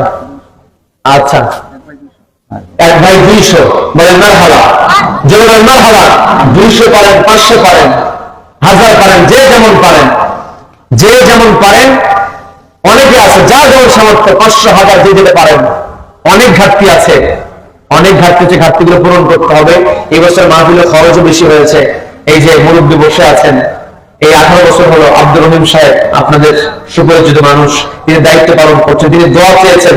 তিনি একটা কথা আমাকে বলেছেন, যতদিন বেঁচে থাকি হুজুর দোয়া করবেন অমলিন যেন এই তাফসীর মাহফিলের জন্য কাজ করতে পারি। কি সুন্দর নিয়ত! আল্লাহ আব্দুর রহিম চাচাকে কবুল করুন, বলেন আমিন। আমরা যা হাজির হয়েছে সকলকে আল্লাহ কবুল করুন, বলেন আমিন। বলেন 200 পারেন, 500 পারেন, 1000 পারেন, যাই যেমন পারেন। পর্দালের মা বোনদের মধ্যে থেকে আপনারা পাঠাতে পারেন। এটা আবার জিকির করি, সুবহানাল্লাহ, আলহামদুলিল্লাহ, লা ইলাহা ইল্লাল্লাহ, লা ইলাহা ইল্লাল্লাহ,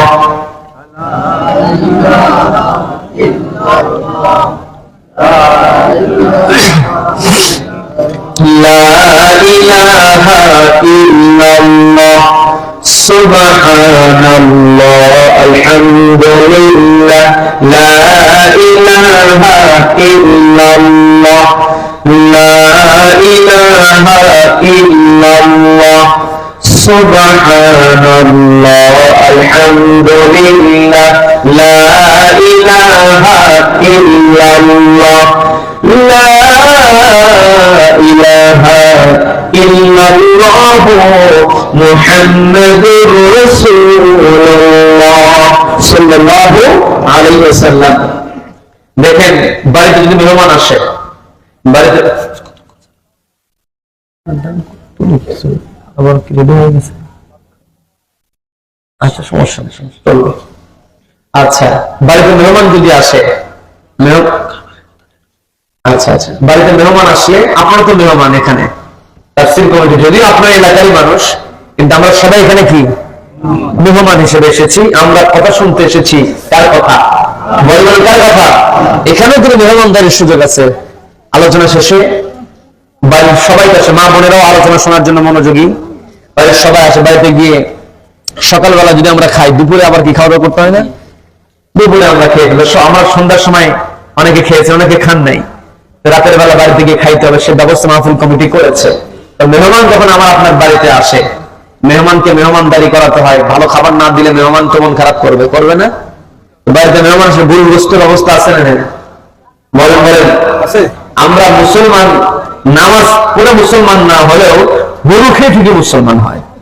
কি কথা বলেন? বাড়িতে মেহমান আসলে গরু গোশত কিনতে হয়। গরু গোশত কত করে কেজি? 800 টাকা। 800 টাকা। 750 টাকা, 800 টাকা কেজি। তো বাড়িতে একটা মেহমান আসলে 1 কেজি যদি গরুর গোস্ত নিয়ে আসেন তা 800 টাকা। শুধু তার গরুর গোস্ত দেওয়া যায় না, মুরগির গোস্ত দিতে হয়, মাছ দিতে হয়। তো বাড়িতে একটা মেহমান আসলে তার পিছনে খুব করে কম করে খরচ করতে চাইলেও 3 থেকে 5,000 টাকা খরচ আছে না? আছে। আজকে মাহফিল এসেছেন, বাড়িতে একটা মেহমান আসলে আমরা হাজার হাজার টাকা খরচ করে ফেলি। 1 কেজি গরুর গোস্তের দামটা দিয়ে দেন, তাও দরকার নেই, সেখান থেকে 300 বাদ দিয়ে 500 করে দেন। খেয়াল করে দেখেন, অনেক পর্দার মা বোনেরা আছেন, মেহমান এসেছে, বলতেছে যে কয় কেজি নিয়ে আসবো গরুর গোস্ত? 3 কেজি। 3 কেজি দিয়ে হবে, আরেক কেজি বাড়ায় আনি। বাড়ির স্ত্রী গৃহিণী বলে 3 কেজি দিয়ে আমি সারতে পারবো, কিন্তু সতর্কতার জন্য আরো 1 কেজি বাড়ায় দেয়, আছে না? তো কাজেই আমরা ওই দিকে ব্যয় করি, মেহমানদারি করি। ভালো, মেহমানদারি করলে মেহমান হচ্ছে রহমত। মেহমান কি? রহমত। কন্যা সন্তান রহমত, মেহমান রহমত, আল্লাহর বৃষ্টি আসমান থেকে পড়ে, এটাও রহমত। সুবহানাল্লাহ। মেহমানদারি আপনারা করবেন, কোনো সমস্যা নাই। তবে ওই দৃষ্টান্তের মাঝ থেকে এটা শিক্ষা নিয়ে নেন, অন্তত 500 টাকা, যার যেমন সামর্থ্য, আমি তো বলেছি, তারপরে একটু চেষ্টা করেন 500 টাকার কয়েকজন দিলে অনেক টাকা হয়ে যায়। আর 1000 করে দিতে পারলে তারও আলহামদুলিল্লাহ। আমি কিন্তু সেই রকম আপনাদেরকে ওইভাবে, অনেকে আছে সুন্দর করে ছন্দ মিলায় গুছায় অনেকে বলে, অনেকে এরকম সুন্দর করে বলতে পারে। আমার বয়সও কম, ওগুলোর জন্য একটু ভারত্ব লাগে, একটু ভারত্ব লাগে না? তো ঠিক আছে, এই জন্য আমি অত সুন্দর করে হয়তো আপনাদেরকে বলতে পারছি না। আমি ছোট মানুষ, আপনাদের মেহমান হিসেবে এসেছি। আমার দিকে তাকায়া অন্তত 500 টাকা, 300 টাকা, 800 টাকা, 1000 টাকা, যাই যেরকম পারেন। আচ্ছা, কি নাম তোমার? আমানুল্লাহ। আমানুল্লাহ। নারায়ে তাকবীর। জোরে বলেন নারায়ে তাকবীর। আমানুল্লাহ একজন ছোট্ট বাচ্চা 200 টাকা বলেন মারহাবা, মারহাবা। আল্লাহ তাকে কবুল করবেন, আমিন। আল্লাহ তার পিতা মাতাকে কবুল করবেন, আমিন। আল্লাহ তাকে নেককার, পরহেজগার, ইমানদার বান্দাদের তালিকাভুক্ত করে বলেন, আমিন।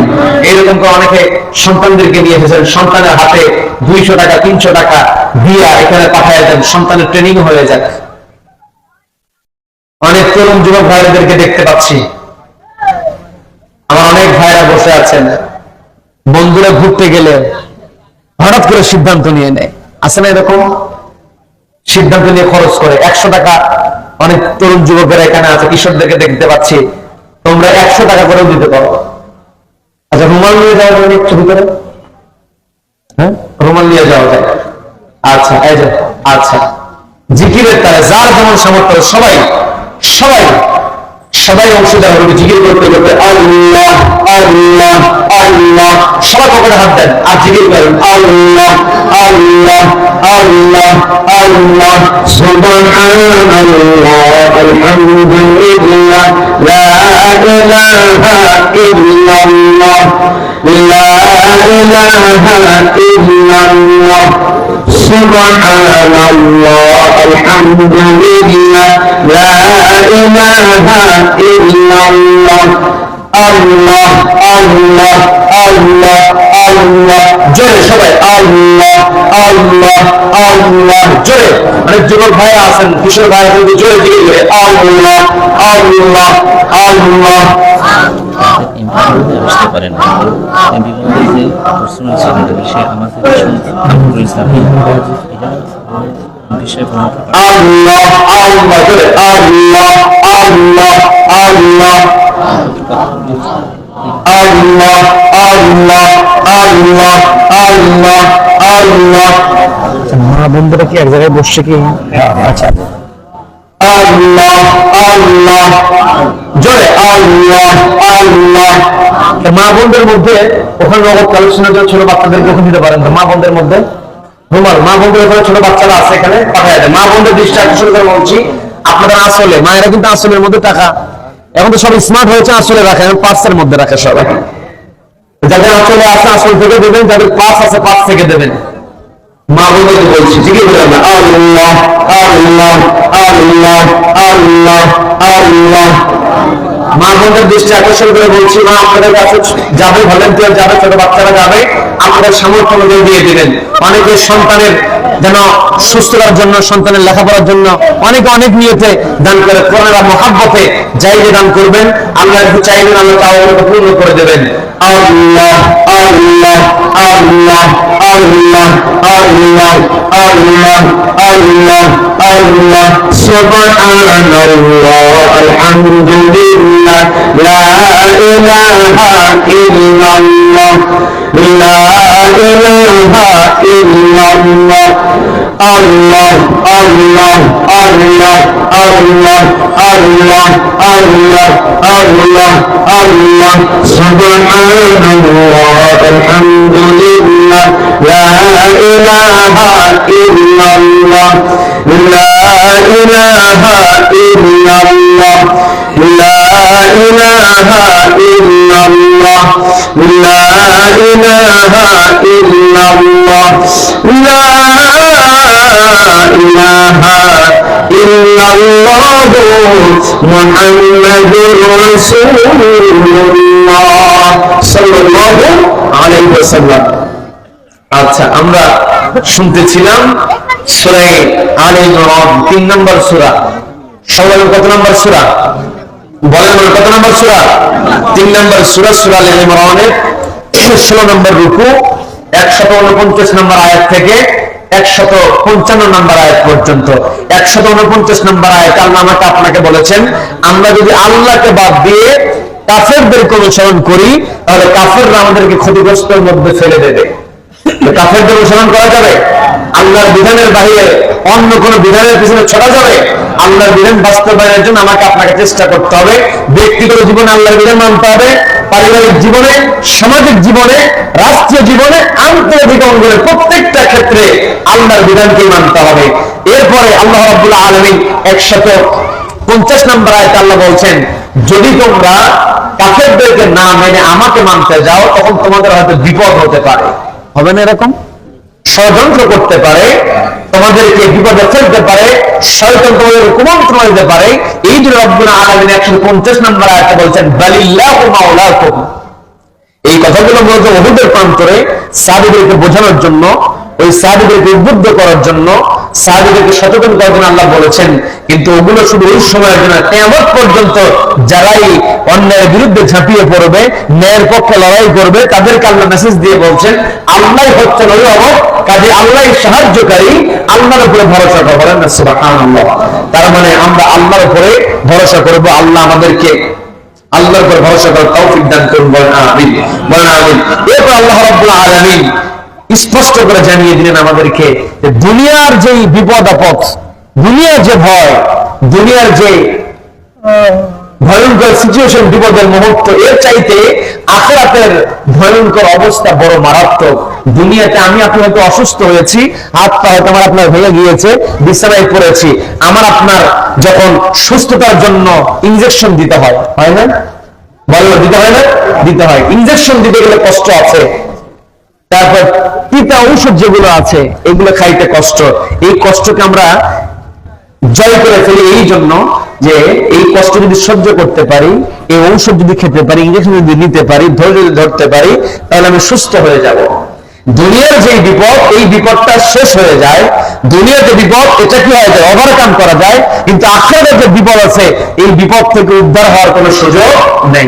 দুনিয়ার সুখ, দুনিয়ার দুঃখ শেষ আছে, পরিসমাপ্তি আছে, কিন্তু আখিরাতের সুখ এবং আখিরাতের কষ্টের কোনো পরিসমাপ্তি নেই। এই জন্য রব্বুল আলামিন তার পরের আয়াতে আমাদেরকে বলছেন আখিরাতের ভয়টা বড় মারাত্মক ভয়ঙ্কর, কাজেই তোমার দুনিয়াতে সতর্ক হয়ে যাও। রব্বুল আলামিন আমাদের সকলকে সতর্ক হওয়ার তৌফিক দান করুন। বলেন আমিন।